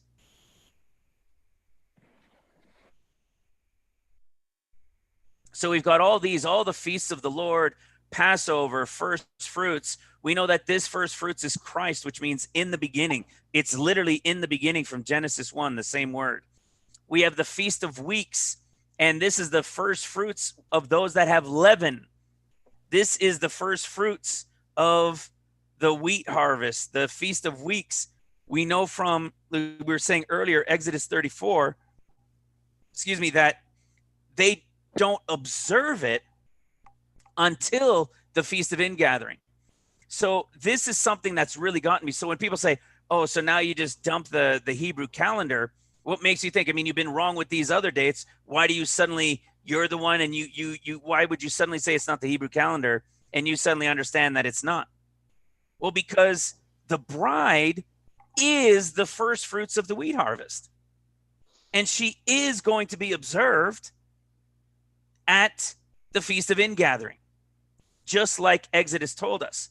So when we follow this first fruits, here's the trumpets, here's atonement, Here's Feast of Booths. It talks about what the children of Israel and what they're to do. 7 days you shall offer an offering made by fire unto the Lord. On the 8th day shall be a holy convocation unto you, and you shall offer an offering made by fire unto the Lord. It is a solemn assembly. And then we have these 2 verses. These are the feasts of the Lord, which you shall proclaim, holy convocations. Besides the Sabbaths of the Lord, besides your gifts, besides all your vows, besides your free will offerings. And then all of a sudden, it says also, and what is this also talking about? The same day. It's talking about the same Feast of Tabernacles, but I thought it was already done being spoken about. It just jumps in at the end of the verse, and it's added to say, also, something else I got to tell you guys about this Feast of Tabernacles. The 15th day of the 7th month, when you have gathered in the fruit of the land, which is grain and fruit, you shall keep a feast unto the Lord 7 days. It's almost like saying, well, wait a second. Am I keeping this one? Or am I keeping this one? Well, they're both at the same time. So when does it say that it's brought in and gathered in? On the 15th day of the 7th month. We know we're in the 70th year. We've proven it out. We know the 13 to 14 year connection, that the 13 years end at the end of 2033, which is right before the spring of 34, when the Lord would return feet down on the Mount of Olives after 2,000 years. It can't go further. Nope. So it's got to be that the calendar is wrong. And we can prove it by looking at what Ivan has been showing us and saying, look at what everybody's talking about with the Enoch calendar. Let's go to Stellarium. And Stellarium clearly showed it was off by a month. So knowing that it's off by a month, being able to see it, being able to calculate and say, just push everything by a month, I'm absolutely convinced that this 15th day of the first month is what we're looking for. Now, when I say absolutely convinced, I mean convinced in the feast itself. I believe a lot more that it's day one when I read this. I believe a lot more that it's day one when I read John chapter 7. I believe it's this when we read Luke chapter 9. Some of you standing here shall not taste of death till you see the kingdom of God. And then it talks about an 8th day when he comes down to start his 40 days. So I lean much more towards this, but it is possible that there's something going on for those 7. Is it groups going at different times? And I don't know. Maybe what's going on is the Gentile bride is gone. It's the 7-day wedding. And when he comes back, those that are there with him is something to do with Leah. With Rachel. Maybe they work with them for 40 days and then they go with them. I don't have the whole picture, but I do believe we're looking from the 31st to the 7th. And it's because we are in the 70th. Yeah, because we're in the 70th. And when you looked at the Enoch calendar, it pushed back a month. But then did you also realize that God's counting from spring to spring and not the 12th month being the end of the year? Was that another thing?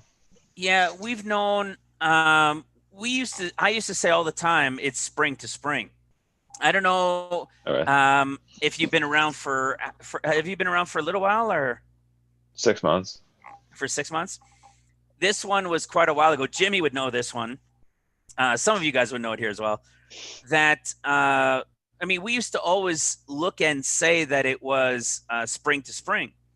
But when all of these events of spring were passing, and then the 5th and the 7th month, and we're saying, man, how is this possible? We started saying, it's got to be connected then to fall, because the fall is the end and the ingathering is the end of the harvest when everything will be done. So we started saying, well, maybe the Lord's going to be counting it then from fall to fall, the spring one he did the first time, and now he's going to be starting from the fall. But the truth of when a year begins is always spring. But it's easy to say, well, fall still is a possibility, because like you found in that calendar, the Jews have 2 years that they have. They have a start of Nisan, which is biblical, and they have their civil in the fall. So we just looked at it and said, well, knowing where we are, looking at what's going on in the world, knowing it's the 13 to 14 years and all of the spring stuff is past, well, maybe he's going off the fall calendar count now. But it doesn't change that spring is still the beginning of the year, or a beginning of the year, and it's the main beginning of the year. Or the beginning of the 14th year. Yeah, it's the beginning for the 14 years. Right. Because there's so many moving parts, if you will, right? There's so many pieces to this, because the portion of the 14 years, when we would read it, we were always contemplating, well, when we read certain things, it would appear that the 40 days, you know, the escape and the 40 day and the attack, is that part of the 14 years? Well, when we'd read the story of the ark, them getting in the ark and the 40 days, it happens before the 14 years in the story of the ark in chapter 8. Right. And so we weren't really clear to be able to say, man, is the 40 days, and so the escape, the Son of Man for 40 days, the attack on Israel before the time of the Red Horse Rider beginning, is all of that the start of 14 years, or is the 14 years come at the Red Horse Rider? Because every tribulation conversation in the discourses starts with the Red Horse Rider. So right. The tribulation actually begins at the Red Horse Rider. Matthew, Mark, and Luke all say nation against nation, kingdom against kingdom. That's the Red Horse Rider, which right. means the escape, the 40 days, and the first attack aren't part of the 14 years. Right. But they are, you know, like what did Paul say in 2 Corinthians 12:2? I knew a man in Christ above 14 years. That one's always troubled me. Why couldn't he have just said how many days, you know? Right. 4 weeks before the 14 years, or 3 months before the 14 years would have been a great help. But now, as we continue to progress and as it rolls out, it's gotten more clear. Where nations, right. They were going to start a war, they would start it in the springtime. That's right. It wouldn't start. And nations go to war in spring. That's right. Right. But a short war in Israel, that could be any time, right? To maybe even throw them off. But a global war and all them going to war as nations, that would be definitely in the spring. But to answer your question, in the spring, I did a video a couple of years ago about April Fools. And I don't know if you've ever heard about the story of April Fools, but April Fools was because Rome changed the spring, right? That's why we have October 8, November Nieve 9, Dies December. It's because it was 7, 8, 9 starting from March, starting from spring to April 1st. So from the end of March, and they would really get it going on April 1st as the beginning of the year. So you had set September 8, October 9, November, Dies for December, and then they had January, February put in there. So what all happened? What changed it all? Well, Rome changed it. And when Rome changed it, the French were all, they were on board, and everything had been changed by the church. So everybody was being obedient and running around. Well, they started making fun of those who lived far out in the countryside. And those who lived far out in the countryside didn't know that Rome changed, or didn't care and thought it was just heresy, and didn't want to change because spring is in the summer. The beginning of the year is in spring. And so what had happened is, when I was in school, Jimmy would know this, the French speaking, it's called Poisson d'Avril. And what we would do as kids is we would cut out little fish and we would stick them on people's back. And that's the whole April Fools and the gag that started with Poisson d'Avril for April Fools. And what it was from is all those people living in the countryside that hadn't heard about it or refused it, they would go around and make fun of them and they would poke fun and saying, you're not with the times. You don't understand what's going on. The beginning of the year, the start of the year is now over here, according to Rome. And that's where it all started from. It was at the turn at the spring equinox was the start of the year. They would have a 1-week feast, a celebration for the beginning of the year. And on April 1st was the beginning of the count. So the true count is from spring to spring, like we see for Nissan 1 time frame. And it was Rome that messed it all up with going to January, starting it in the middle of winter. So that's the whole story of it. Is there a clear consensus on like what the 10th month would be? Because can't the 10th month or the 5th month, that can all change based off of where your counting has to start, though?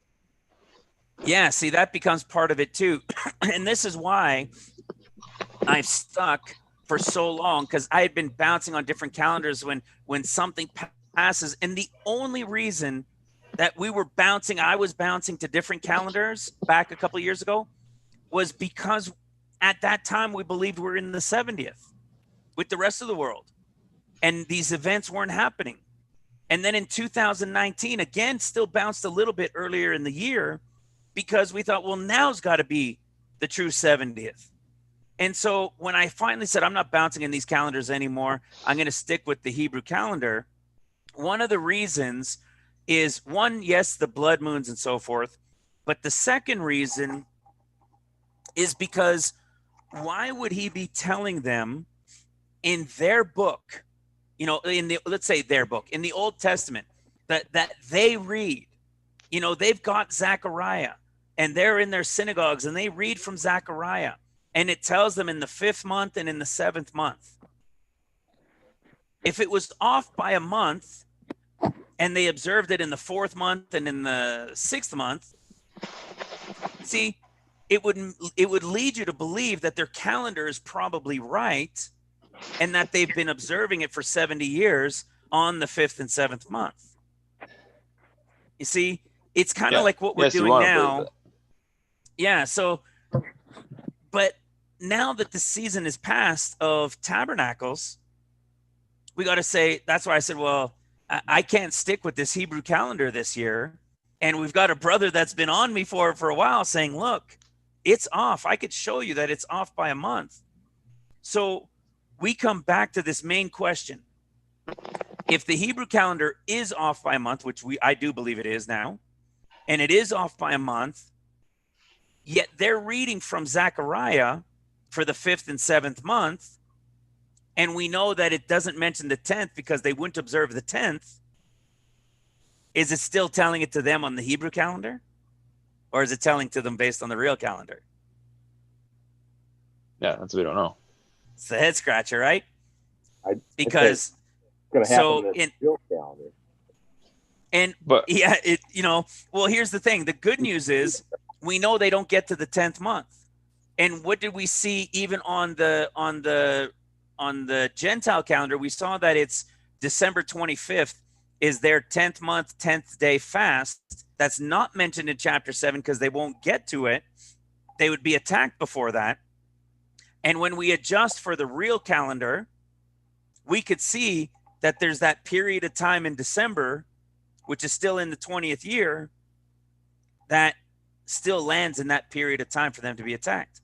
So 2 things. What did you say about the Gentile calendar? What do you mean by Gentile calendar? I just meant the Gregorian. Meant the Gregorian when I said December 25th. Okay. And then the first thing I found that picture of the Hebrew calendar, and you said that some of them start, I don't know what month you said, but some of them start the year on a different month. So when we say 10th month, are you going off of the biblical count of first month? And you're sure? Right. There's no reason. There's no reason that it would be talking about the non-biblical 10th month. I guess. No, because even all the ones in the Bible that we read, when it says 1st month, 5th month, 7th month, it's always from Nisan. Okay, so we're sure on that. Yeah. Okay. Yeah. And it's the beginning of the harvest season, the feast seasons, and the fall one in Tishri is always the end of the harvest and the end of the season, the ingathering. The sun is in Aries. The sun is and the sun is in Aries in that March April time frame. Right. Yeah.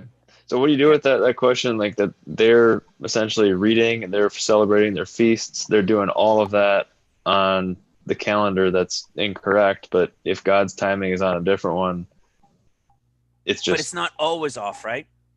Oh, Some it's years every it other matches. year? Okay. Yeah, some years it matches. So like the Hebrew calendar, for example, we know that they're off by 10 or 11 days every cycle because they run it off the moon. And so every 2 to 3 years, there's a second Adar, right? So the last month of the Jewish calendar is Adar, right before the Nisan starts in the spring. So you've got Adar, but every 2 to 3 years, they have to make up those 20 some to 30 some days, and they add a month, and it's called second Adar. So in that one, they've got the additional month added, and when that happens, they'll fall in line with the, with the Enoch calendar. So it goes in and out of being on it. So you're saying even with the Hebrew calendar being a month off, they won't actually celebrate that 10th month feast before the Enoch calendar comes true? That's right. It'll still end up landing that they won't observe it in the 10th month. How often would that be the case? Is there ever a scenario where they would have celebrated it based on their Hebrew calendar, but then the Enoch calendar would have gotten to that 10 month? Like any other years? Just curious. Not that I know of, but I mean, really where we needed the connection was in the 70th. Yeah, that's this year. Yep. Yeah. Okay. But I offhand, I don't know if they would have or not. Okay. Yeah. The 70th. I gotta run, but thanks again for this was helpful. Appreciate it. It's fun to put a face to the names. That's right. Yeah, we haven't done a live show in a long time. Yeah. All right, we'll see you guys soon. All right. God bless, brother. I'm going to sign off too. I got to go to work in the morning. All right, brother. Take See you care. later. Bye. Hey, Alan. Hey, Edwin. How you doing? Hey, good, man.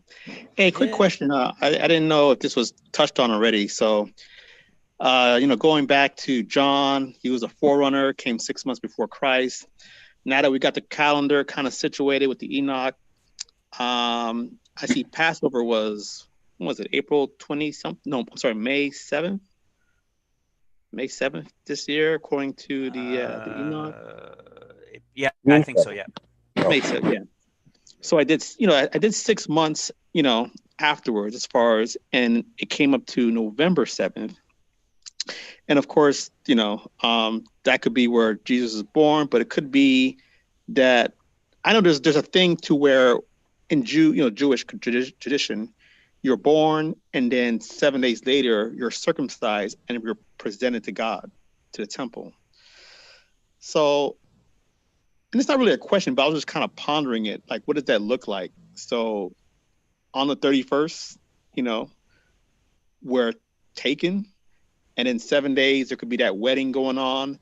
But on the 8th day or on the 7th day, we're presented to God. Circumcision is the 8th day, but yeah.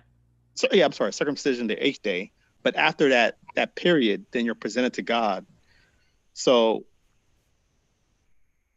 and I don't know, I was just kind of pondering it, where would that birthday be on that very first day or the 8th day, right?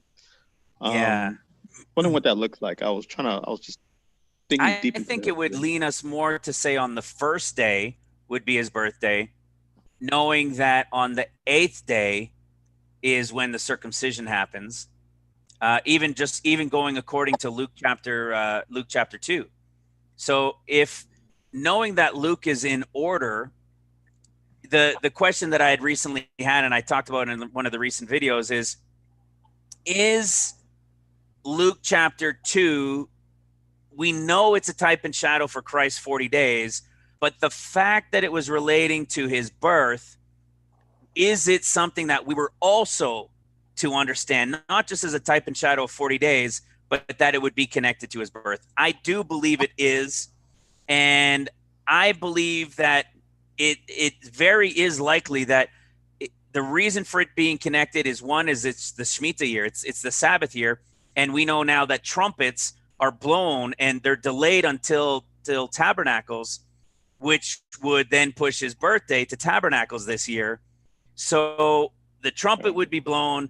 It's the first day of Tabernacles, and he would be circumcised on the 8th day. So I believe it relates to the first. More and more and more that I seek and look into these things, I think it's relating to the 8th day. Yeah, yeah. What was your question with John, though? Oh, no. As I the was just doing. forerunner? No, I was just doing the math, thinking, Passover before, of course, thinking Passover was in April, looking at the Jewish calendar, but knowing that, okay, after Enoch, it's May, and just, looking to see if it adds up correctly. 6 months after May 7th, from May 7th is November 7th.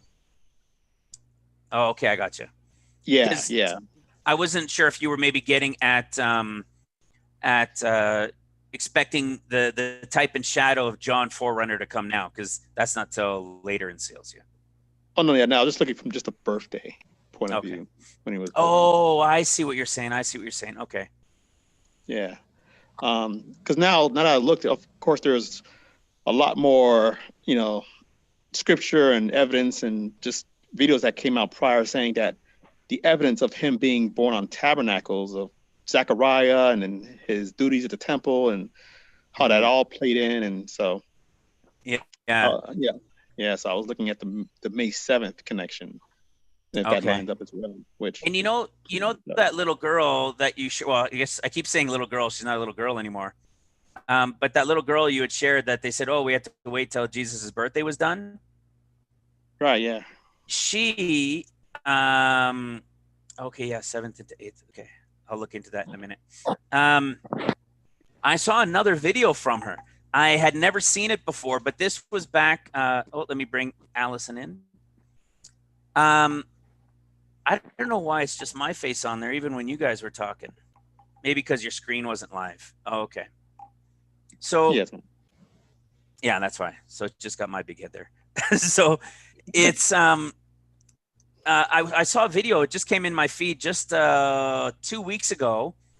And it was 6 months later from the one that we shared a few times in 2012, where she was saying that, it was Jesus's birthday. We had to wait to celebrate Jesus's birthday. They didn't understand why it was a delay. It's the rapture. Why aren't we going? And they said, oh, we had to wait to observe Jesus's birthday. We're celebrating Jesus's birthday. When it's done, then we'll go. And so the video that I saw was maybe 6 or 8 months later, something like that. And she was talking about tabernacles. And I wanted to bring that up into a video and talk about it, but I haven't been able to incorporate it yet.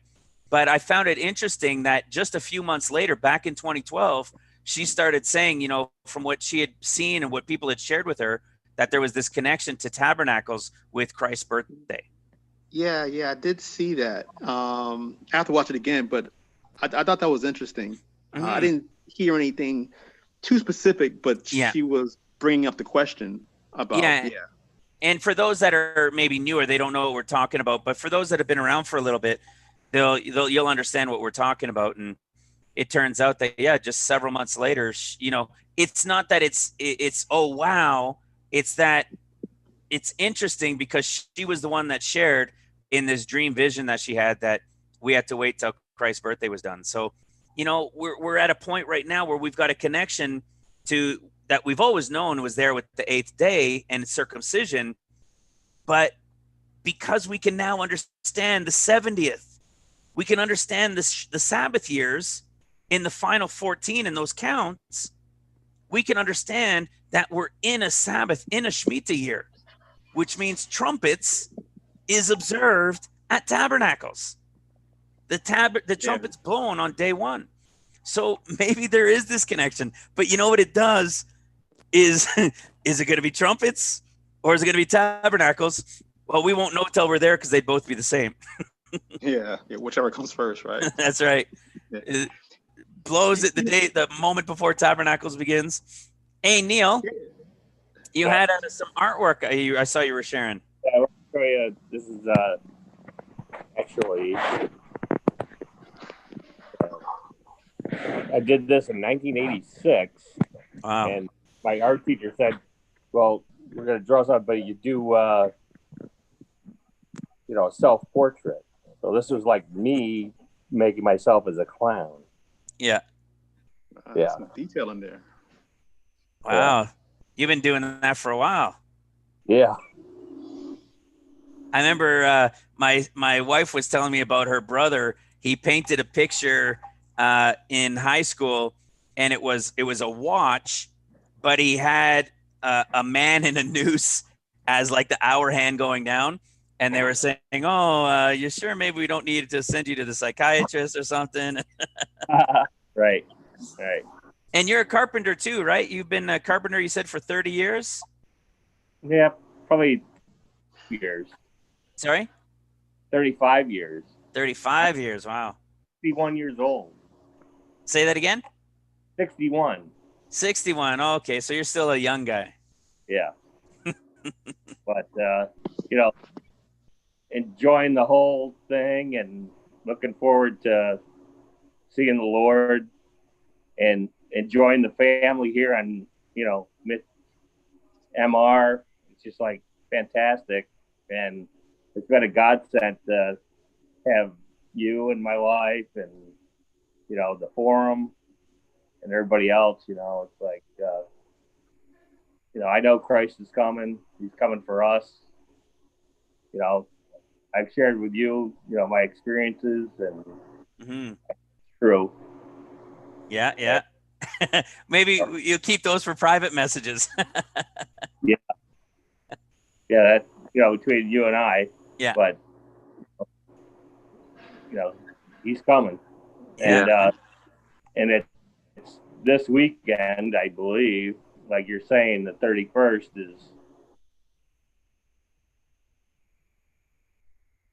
Oh, you froze up on us for a sec there. Yeah. But, you know, love you guys. You know, Love you, Love Neil. you too. ministry is like changed my life. And, you know, and then hopefully we'll recognize each other when we get there. Amen. Yes, And I'm absolutely. sure a lot more work. And we might be the people that, you know, we have to teach others. Mhm. And I don't think it's over. Yeah. Well, we appreciate you being here too. It's always exciting and having somebody who's uplifting all the time and encouraging and sharing stuff and you know. Yeah, like the Awesome. cartoons or the funnies. Oh the funny- yeah, those are awesome. Yeah, I enjoy doing that. You know. Yeah, 'Cause, I try to keep up with the times. You know. that's right. Give us a good But- laugh every day too, or every few days. Yeah. But in saying that, you know, I gotta go. You know, it's late, and I gotta Yeah. work tomorrow. Well, actually, I got jury duty tomorrow. Jury duty. Oh, lucky you. Look, that looks. But anyway, you guys take care. Take care, Yeah. Neil. You too, Neil. Appreciate Okay. it. Thanks Yeah. for coming on. Thanks for chatting. Yeah, And yeah, God bless. Watch over you, and we'll talk soon. yeah. Bye for now. Bye for now. Bye. And who else? Is it Gross? I believe it is, isn't it? Is it Jennifer Gross? Gross, right? Can you hear me, Jennifer?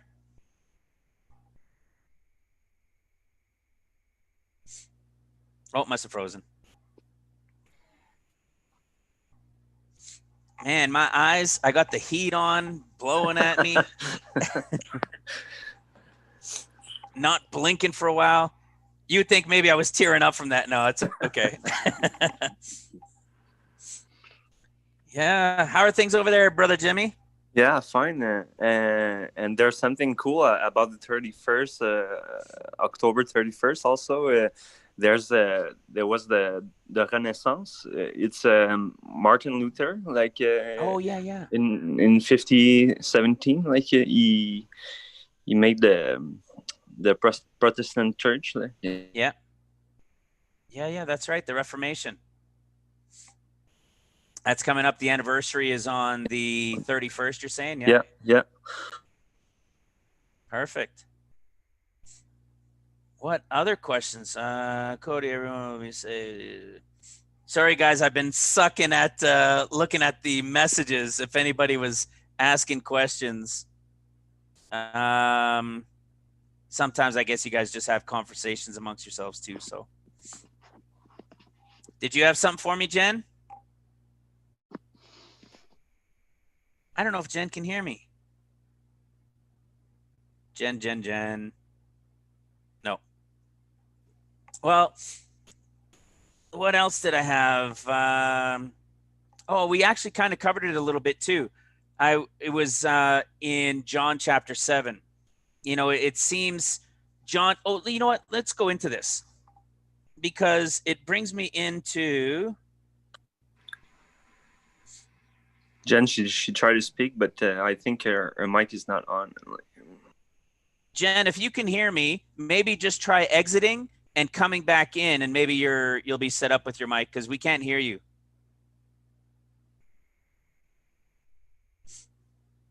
And we'd like to hear you.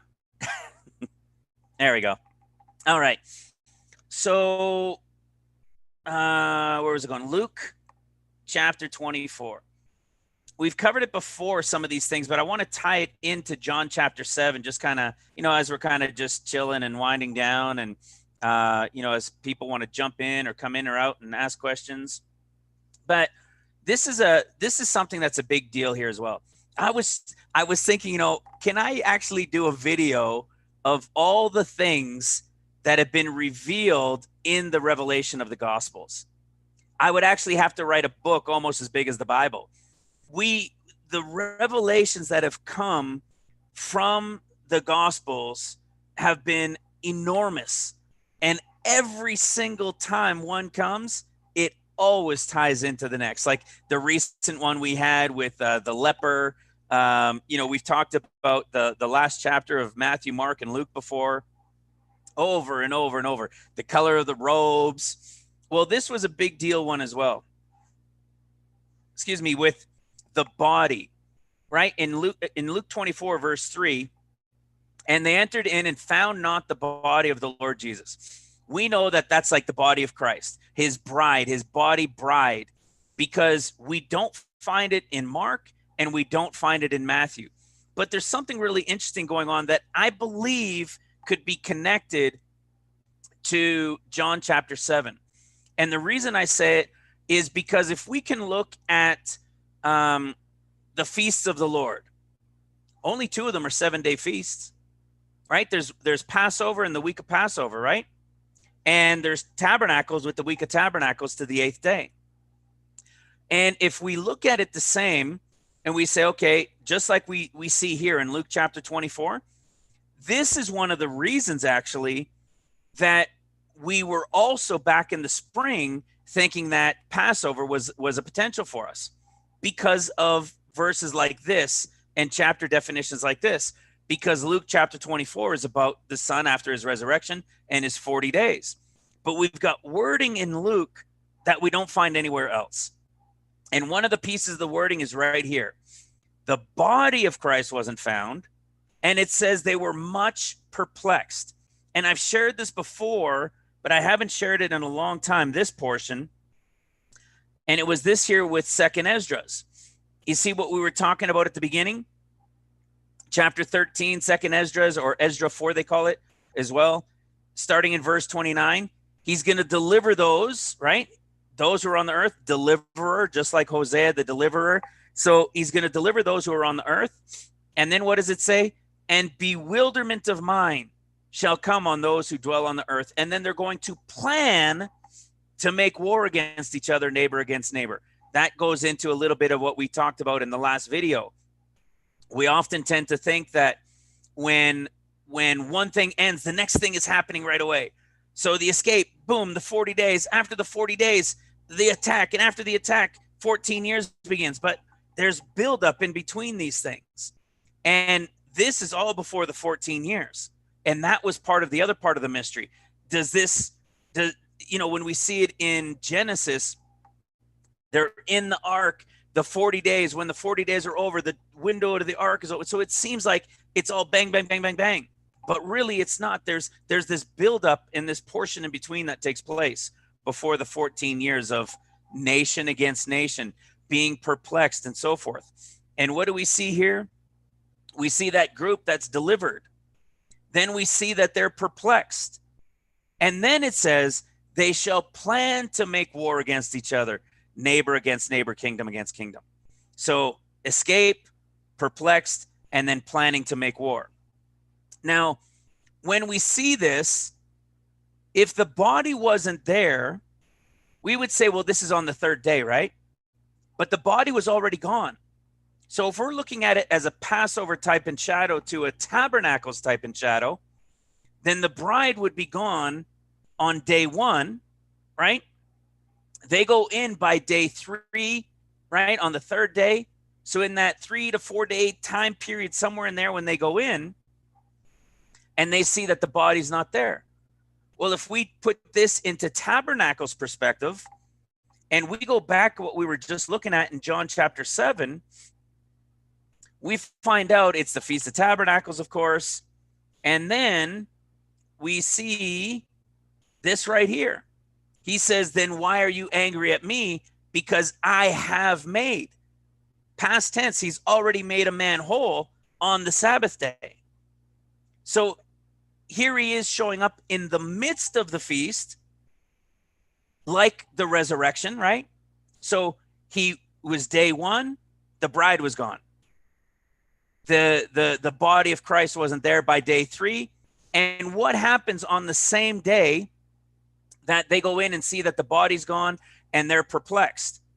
Well, now it's in the midst of the week of Passover, the Passover week, that Jesus shows up to them in Luke 24. Well, what are we looking at here? We're looking at Tabernacles week. He's saying he's already made a man whole on the Sabbath, and now he's here in the midst of the week. So we've got some connections going on. We go back into Luke 24. We have another unique thing. He suddenly shows up to them like we know. He's walking with them. They don't realize who he is. They're saying, we can't believe it. We didn't know this was going to happen, so on and so forth. They say, come and stay with us. So he stays with them. And then we know the story when he breaks the bread. As we get down here, right here. So in verse 30, Luke 24, verse 30, and it came to pass as he sat at meat with them, he took bread and blessed it and brake it and gave it to them. And their eyes were opened and they knew him. And he what? He vanished. This word vanished is one time. It's only in Luke. Just like the bewilderment when the body of Christ is gone, it's only found there in Luke. So what does this sound like? To me, it sounds like he would show up maybe at some point in the midst of the feast.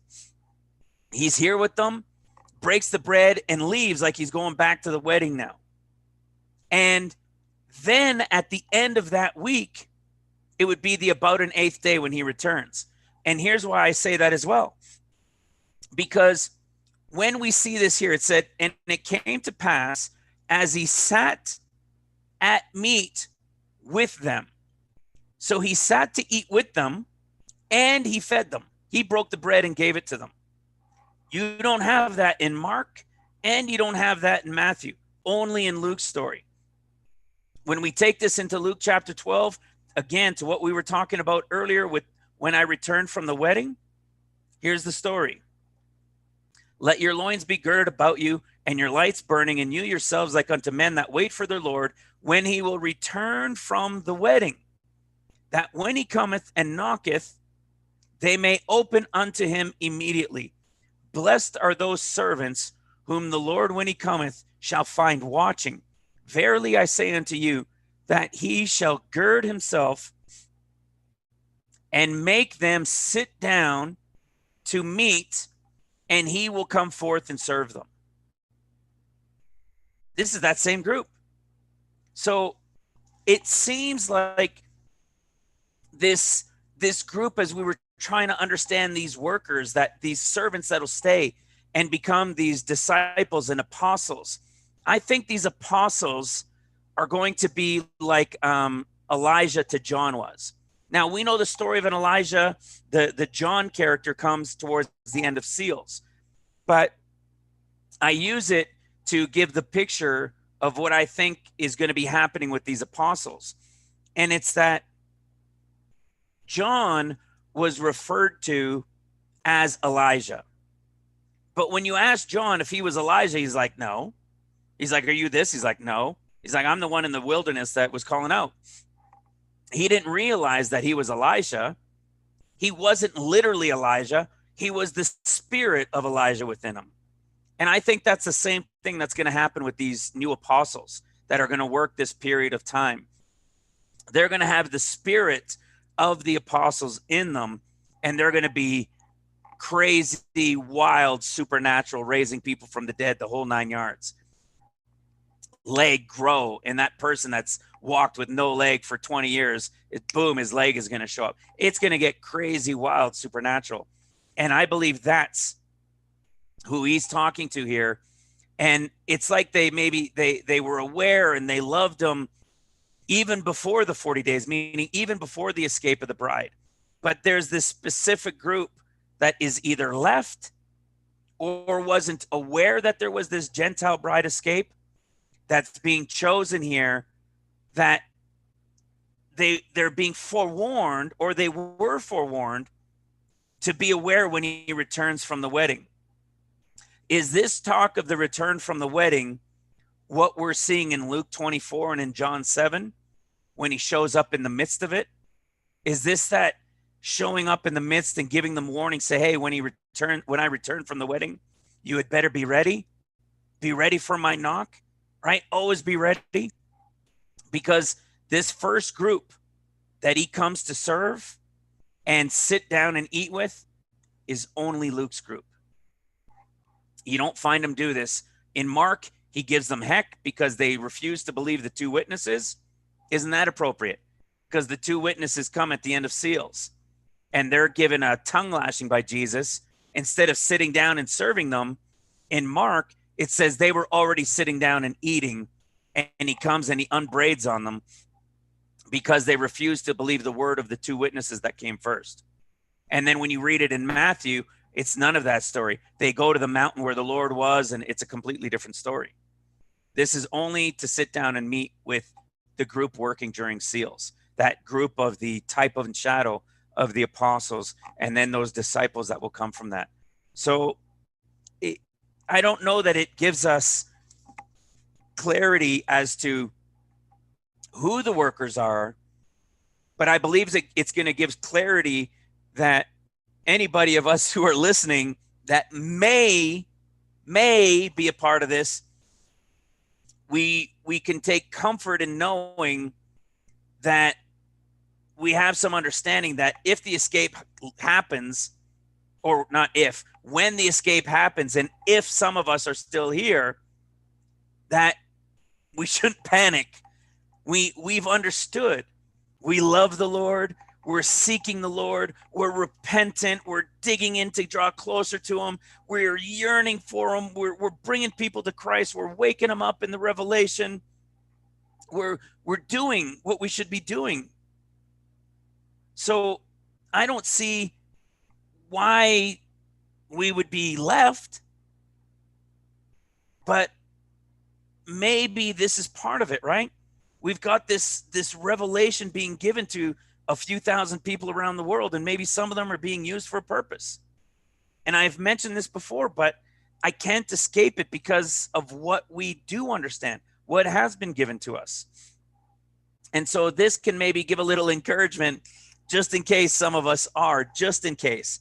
Because let's go again to Luke 24. Look at what he tells these people. In Luke 24, when I first saw this a couple of years ago, I was blown away.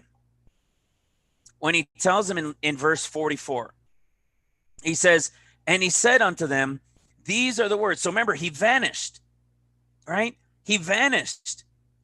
But now that he's vanished, he's got to return. Well, how long was he gone for? We're not told how long he vanished for. And I believe that's going to complete the wedding week, if you will. When he returns at about the 8th day, And what happens?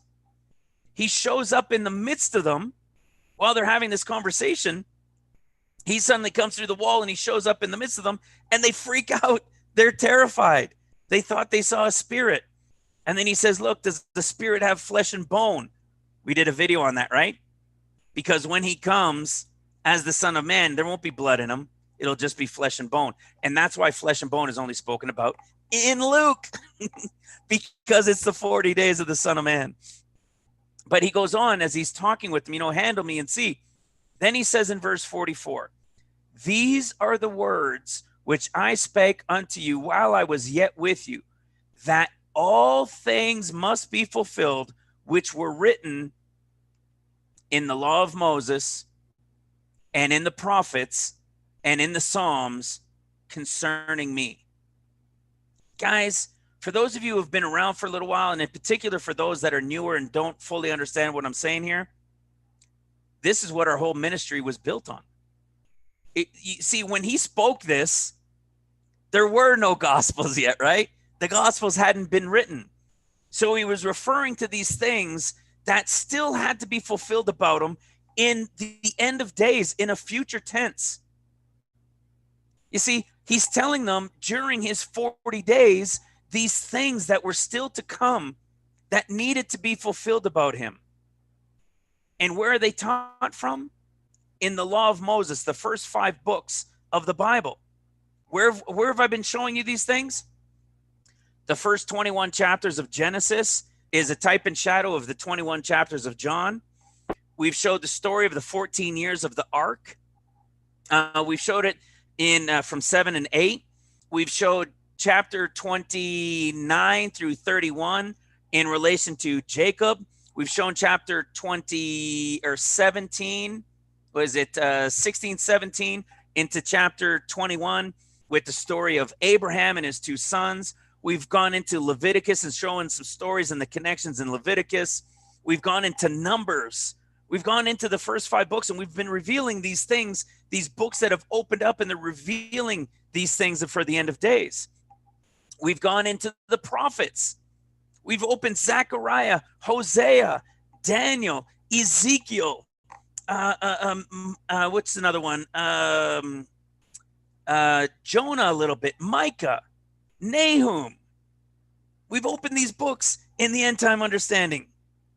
What else? The book of Psalms, Psalms 18, 19 and 118, 119 through to 33 into 34 and 133 into 134, showing the types and shadow of events in the end of days for the 14 years.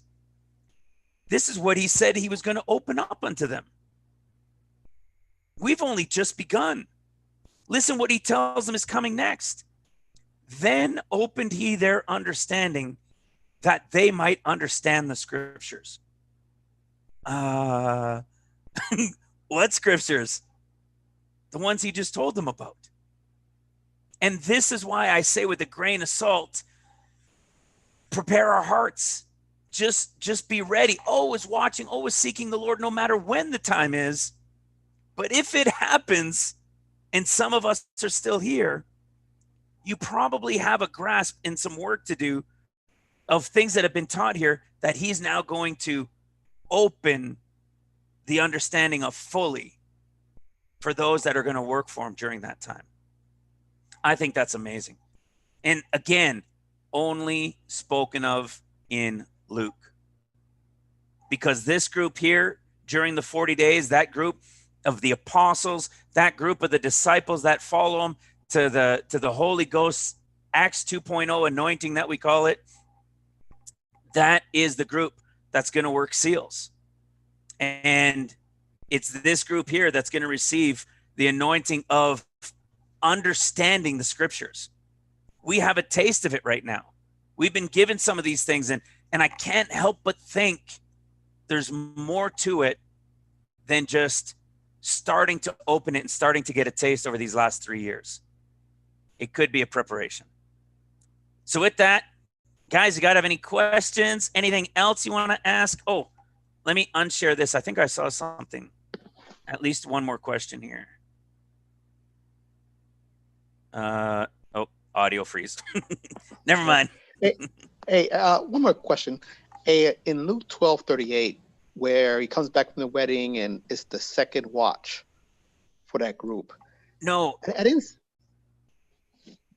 sorry, keep going. I'll bring it up while you keep asking. Yeah, in Luke 12:38. And so I thought there was something maybe referring to maybe the first watch. Yeah. The first watch, I would think, would be the group that goes, the escape. I used to get confused by that a couple years ago. Watch, I'll show it to you. So he says right here, and you yourselves like unto men that wait for their Lord. So he's talking to somebody here, right? So there's already a group that's gone to the wedding, of course. The bride is already gone. And he says, and you yourselves like unto men that wait for the Lord when he will return from the wedding, that when he cometh and knocketh, that you may open unto him immediately. Blessed are those servants whom the Lord, when he cometh, shall find watching. Verily I say unto you, that he shall gird himself and make them to sit down to meat, and will come and serve them. This is the first group. This is the watch. The bride is gone, and this conversation is the first watch. Because then he says, and if he shall come in the second watch, or come in the third watch. This group right here that he's talking to is the first watch. Okay. This is that group in Luke 24 that he comes and serves and sits down and eat. So the group, the bride is gone. He's at the wedding. It appears he may come in the midst of it right before the ceremony or however that would work. He's going to show up to them and let them know to gird themselves and be prepared for when he returns from the wedding. So like as if to say, like they weren't left hanging as they're panicking what's happened. So this group right here, this conversation of these two verses is you can say the first verse in verse 36 is like being addressed to everybody, but specifically when we get to verse 37, he's literally having that conversation with the first watch. Yeah. And that's why he says, and if the second watch or come in the third watch. So it's first watch, second watch, third watch. It's the end of Luke's chapter 24, when he sits down and gives meat and serves them and sits down and eat with them. The second watch is the end of Mark. Excuse me. And in fact, if we go to the end of Mark, you can see that watch. That's the one we were talking about earlier.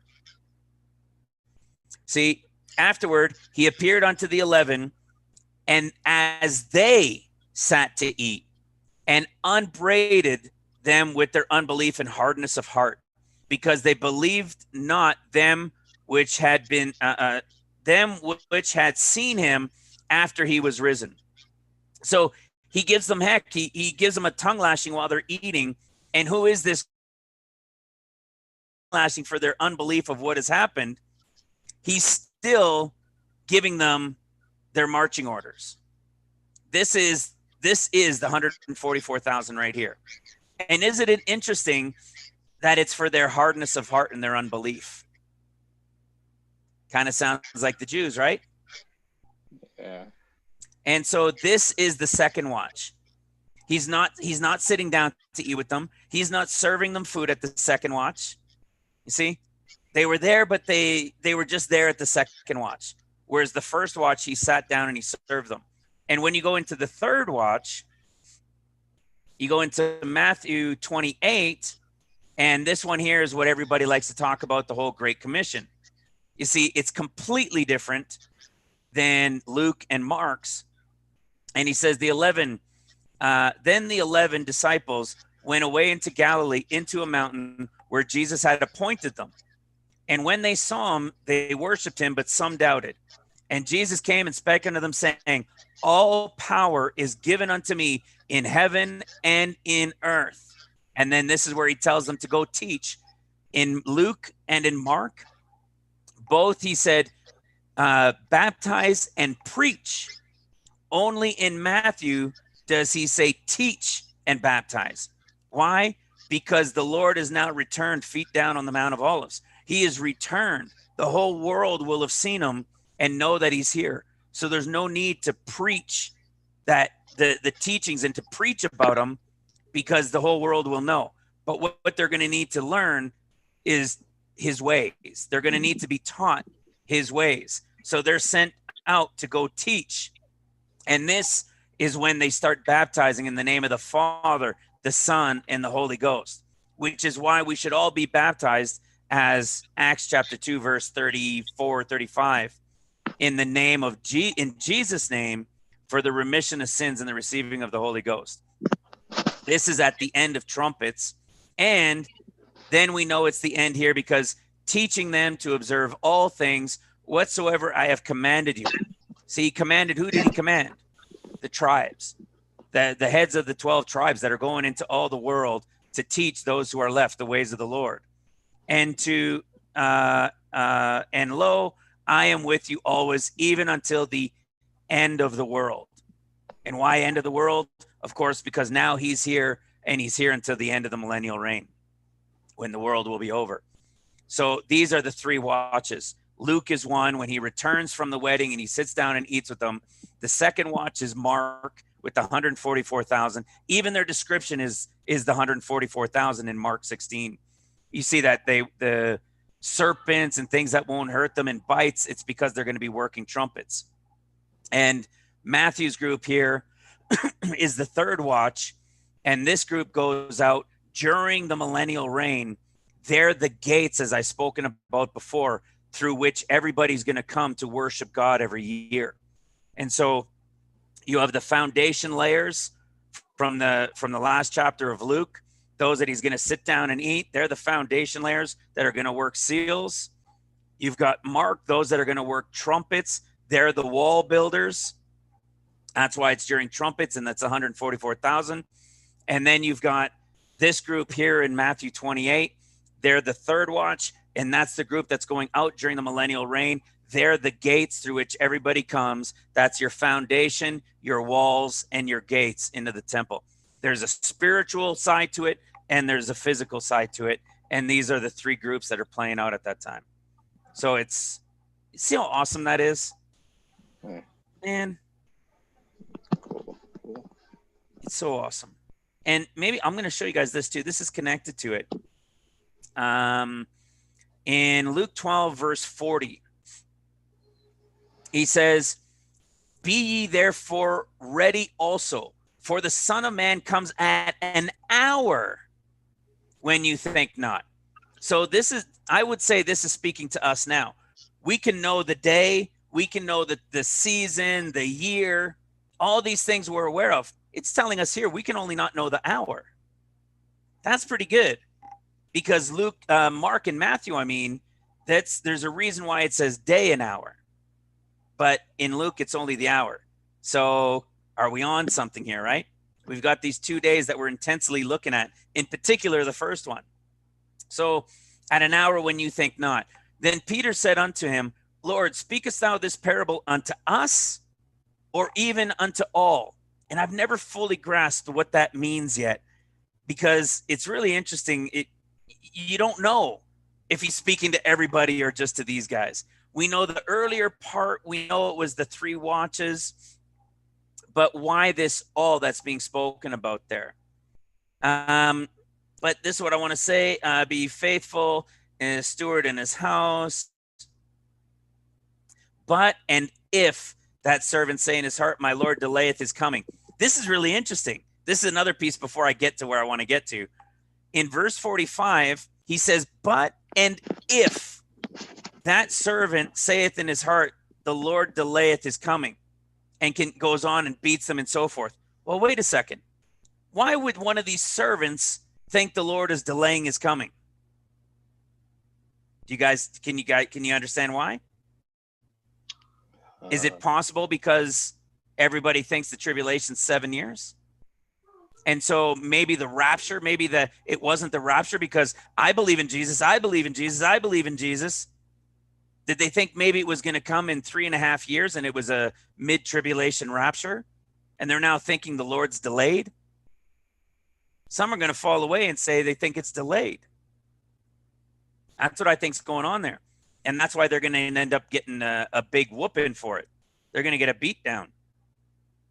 Then it says, the Lord of that servant will come in a day that he looketh not for him, and an hour which he's not aware. So this clearly isn't speaking about Luke's group. It's clearly speaking about either Mark's group or Matthew's group, because now it says at a day and hour that he's not looking. See, only the Luke group was relating to the hour. So awesome. So then you'd point your time with the unbelievers. Down here, verse 49. I am come to send fire on the earth.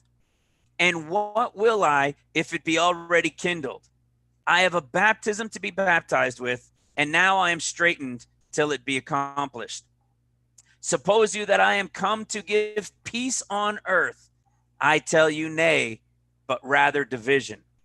Now, how do we know this is speaking to the beginning and not speaking to later at the end of seals or at the end of trumpets? Right here. The next verse. For from henceforth there shall be 5 in one house, divided, 3 against 2, and 2 against 3. The father shall be divided against the son, and the son against the father, and the daughter and the mother, and so forth. This is the evidence that what he's talking about here is when he comes for his 40 days. He's not coming to bring peace. He's coming to bring division, to separate the people for him or against him. And why is this? What's the evidence of this here? Because when John the Baptist comes, that period of time towards the end of seals, about 6 months before the rapture, what does John do, guys?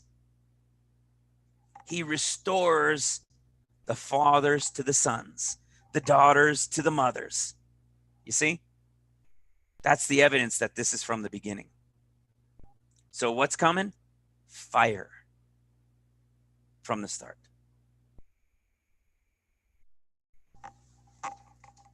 Anything else you guys want to ask? Hey, Henrik, how you doing, brother?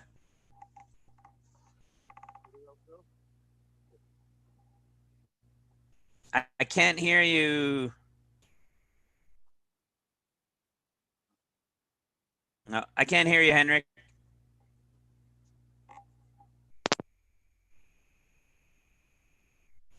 Just a glitch was all I got. Who else? Who else?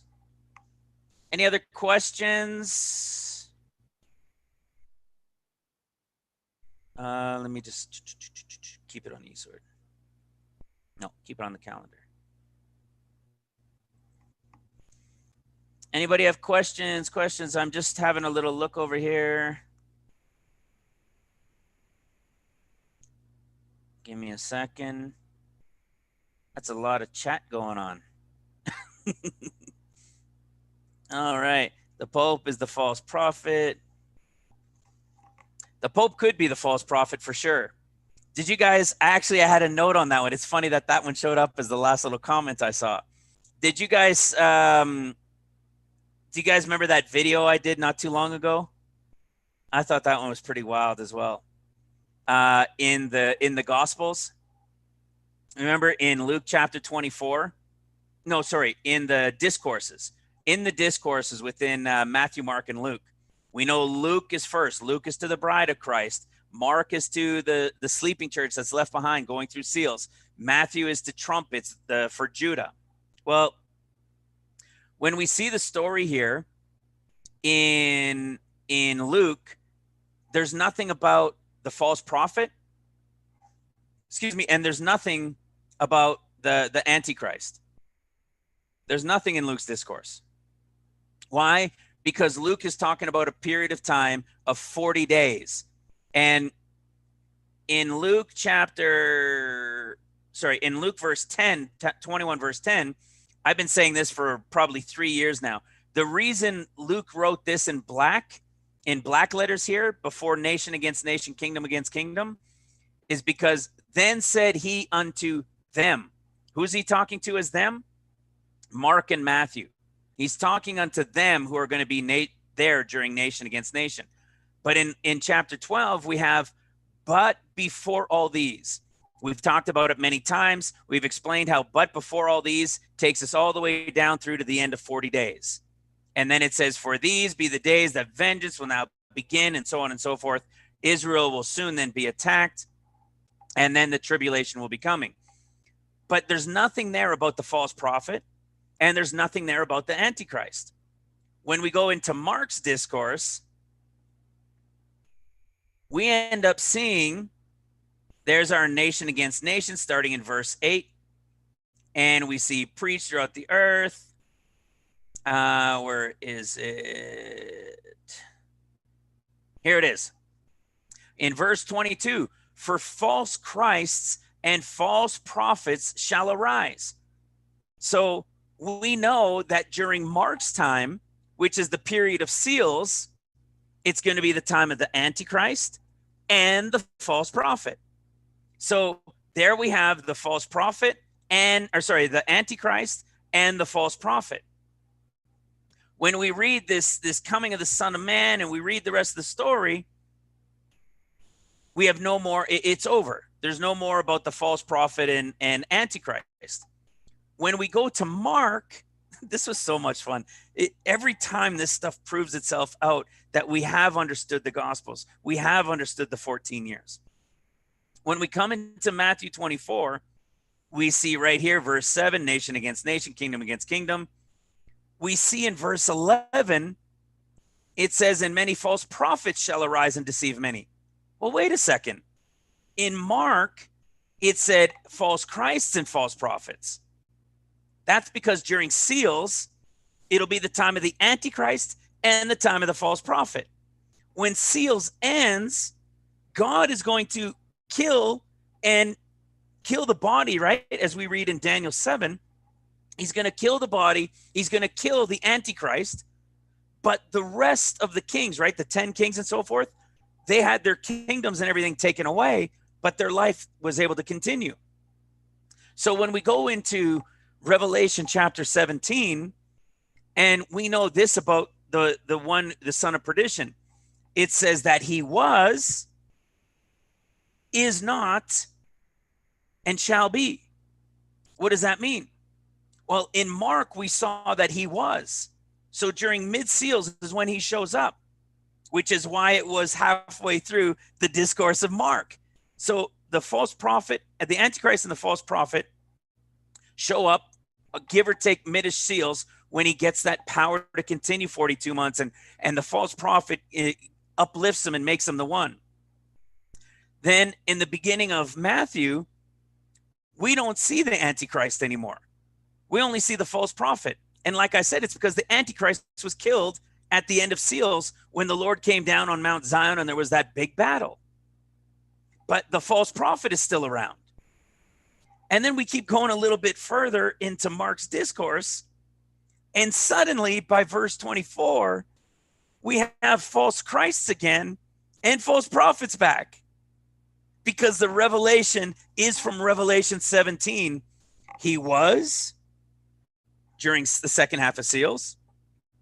He is not during the first half of trumpets, because the Son of Man, the Lord has come down on Mount Zion, and they're rebuilding the city and the streets for the first half of trumpets. So he is not, he's been killed. But the son of perdition is going to be raised from the dead when Satan is cast down and all of his minions, and the pit is opened. So was during the second half of seals, is not during the first half of trumpets, and is the son of perdition during the second half of trumpets. Was, is not, shall be. In Mark, he was. In the first half of Matthew, is not. And in the second half of Matthew, shall be. It's the second half of trumpets, not there, or sorry, second half of seals, not there during the first half of trumpets, back at mid-trumpets. Every single time proving itself out. See, you guys get me going, or I get myself going, but I could just keep going all night long, man. We can do this in the Gospels. for hours and hours. I could spend an 8-hour day just showing it in the Gospels over and over and over again. So amazing. But I think we're about 2.5 hours in since we got started. Does anybody else have any questions? Okay, the Bible doesn't say Antichrist. Okay, you can call him, what do you want to call him? What did they call him here? False Christs. It's just a term, Go-Kart Bob. Haven't seen you in a while. But yeah, it's just a term for Antichrist. We do see Antichrist in 1 John. Let me go to it real quick. And I believe, Go-Kart Bob, you know this as well, because this was something I shared a while back. And you said, well, it doesn't say Antichrist, it says the Antichrist. So I'm not really sure. Here it is right here. In 1 John chapter 2:18, little children, it is the last time, meaning it's the end of days now. And you have heard that Antichrist shall come. So I don't know what you're talking about, that it doesn't say Antichrist. It literally says the word Antichrist right there. But when we go into the Gospels, you know, we use the term Antichrist, but it just says false Christ. It's the same thing, right? Now, and it says, even now there are many Antichrists. Of course, anybody who doesn't believe and denies Christ is an Antichrist. But this says, you know it is the last time, as you have heard that Antichrist shall come. So he's saying it's the last time, it's the end of days, and that Antichrist is coming. See, so the Antichrist, as much as the spirit of Antichrist, as we saw, is among the trees, or no, that's actually the red horse rider. But we know that Antichrist, the spirit from Ishmael, in the story with Abraham and Ishmael being the first son, and called affliction, and knowing that he's the raven, knowing from the ark story, and knowing that he's at the start of the 13 to the 14 years.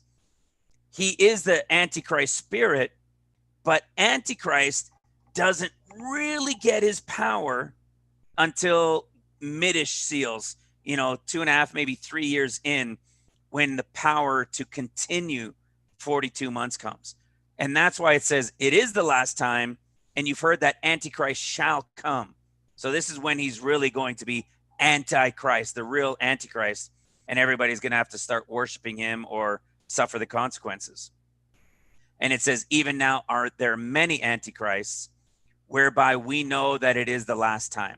We know it's the end of days because there's now many of them, just like it said, false Christs, right? So there's false Christs and false prophets, but there's going to be one main Antichrist, and there's going to be the main false prophet. Hopefully that helps.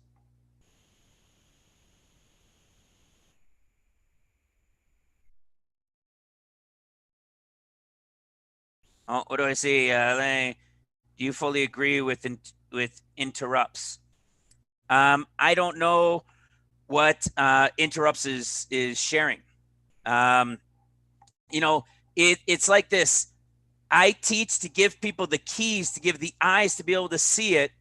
And then if they start doing teachings and they go out and teach it, fantastic. That's my job. That's my job, is to bring about the revelation, to share the keys, to show people how to see it and how to understand it. And if they can create a voice, then go with that voice, go and share the revelation. There's probably 6 or 7 at least, maybe more that I know of, that are small channels that are sharing the revelations from Ministry Revealed. They understand them. They know they're true. They have understood them. And now they go out and they're teaching them and having conversations about them, and maybe even finding things that I haven't found. I don't know everything. So the keys you'll get here, and then understanding and be able to see and learning how to see. But definitely people will find more pieces that I haven't found yet.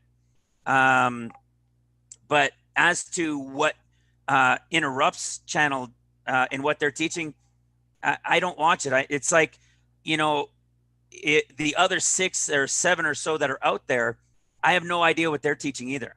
I know they talk about it, and I know they teach it. They mention Ministry Revealed once in a while, but really the key is sharing the revelation, getting as many people as we can to wake up to the understanding. But I don't go watch all of their teachings. And it's the same with Charles and those guys. I know Charles knows it, believe me, he knows it. But I know a lot of their focus is on the day. And I think that, of course, I mean, we're an end time ministry. Of course, we want to know about the day. It's directly connected to the revelations and when everything will begin. But once that day comes, that day no longer is going to matter. It's the whole rest of the ministry that's going to matter. And the revelations of what's to play out and what's to be understood. That's what's going to be needed most next. So,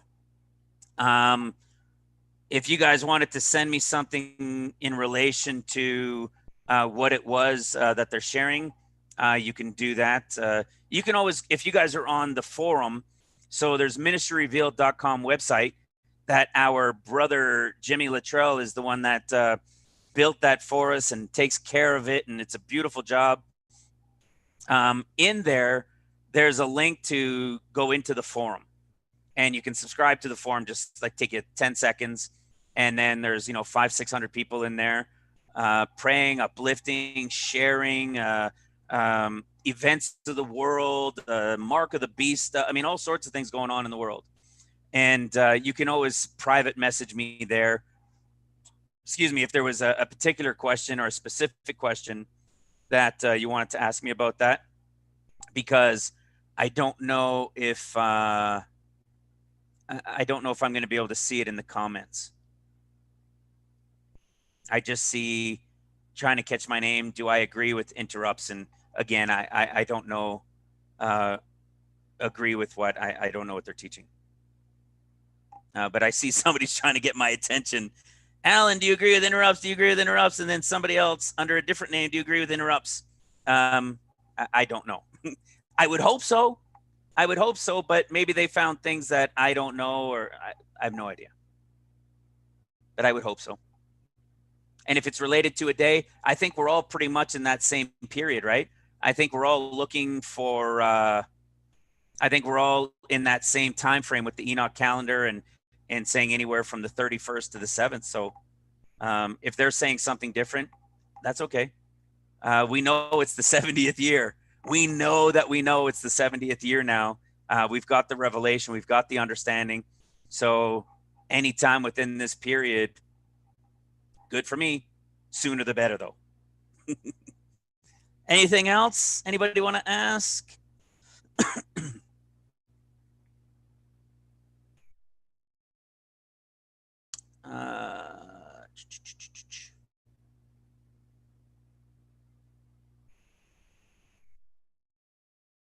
Well, I think we're probably good then. What do you think, Jimmy? Yeah. Give me somebody to say something. Yeah. I'm listening. Yeah. Okay. Yeah. Well, I think, we're pushing, getting close to 3 hours, I think. So I think I set my timer on it for, up to 3 hours so we can chat it out and lay some of these things out. Hopefully I've answered at least a few questions.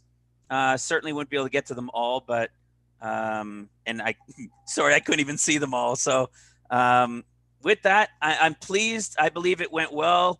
The connection to Zoom and to YouTube worked perfectly. It wasn't complicated for this low-tech guy. So it was great. Hope it enlightened you guys and helped you guys out a bit, and would bless you guys, and share it everywhere. Share it, ask questions, join the forum, share it everywhere you can, and keep watching and praying always. And I will keep watching and praying, and I will keep praying for you guys and for all those in your homes and everybody that we're praying for, family, friends, blind, deaf, hard-hearted, sleeping church. We're praying for them all throughout the whole ministry, and that's what we do every night. So with that, God bless you guys. If there's nothing more, I'll leave it there, and we'll talk to you guys again soon. Oh, I guess I should go to my How do I end it? I've never had to end it before. Give me a moment here. Let me see. All right, now I'm going to end it with YouTube. Oh, how do I even end it on YouTube? All right, you guys get a little bit of extra end. Somebody sing a song. Okay, here we go. I'm just going to click end. All right, guys. Love you guys. God bless you. Talk to you later. Bye for now.